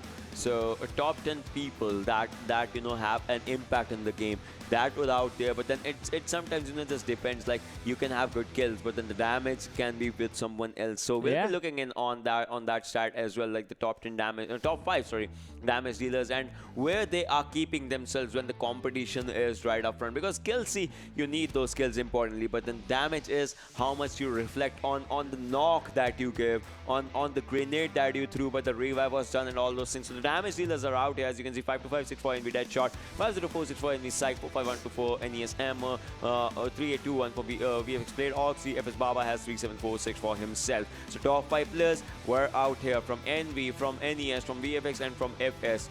Good teams that outperformed, good players that outperformed. NV had a chicken, VFxPlayedOXY had a chicken, VFX had a chicken. So players and teams go hand in hand when it comes to either damage or just the stuff out there. Yeah, but that was just for today. And as we were saying, this was the start of the second half of the round robin, of the double round robin. And now the teams from Group A and B, just 4 games remaining. C is going to be coming in today, and that's going to mean HR and Bablu are going to be back in action. So you guys can tune in on the same time. We are signing off for today. My name is Word Super Johnny John. That is Ocean Sharma. If you guys liked our casting, you can follow us on our socials at iSuperJohnny, and his is just Ocean Sharma. So it is on your screens right now. So we'll catch you guys tomorrow. Till then, take care, good night, and bye-bye.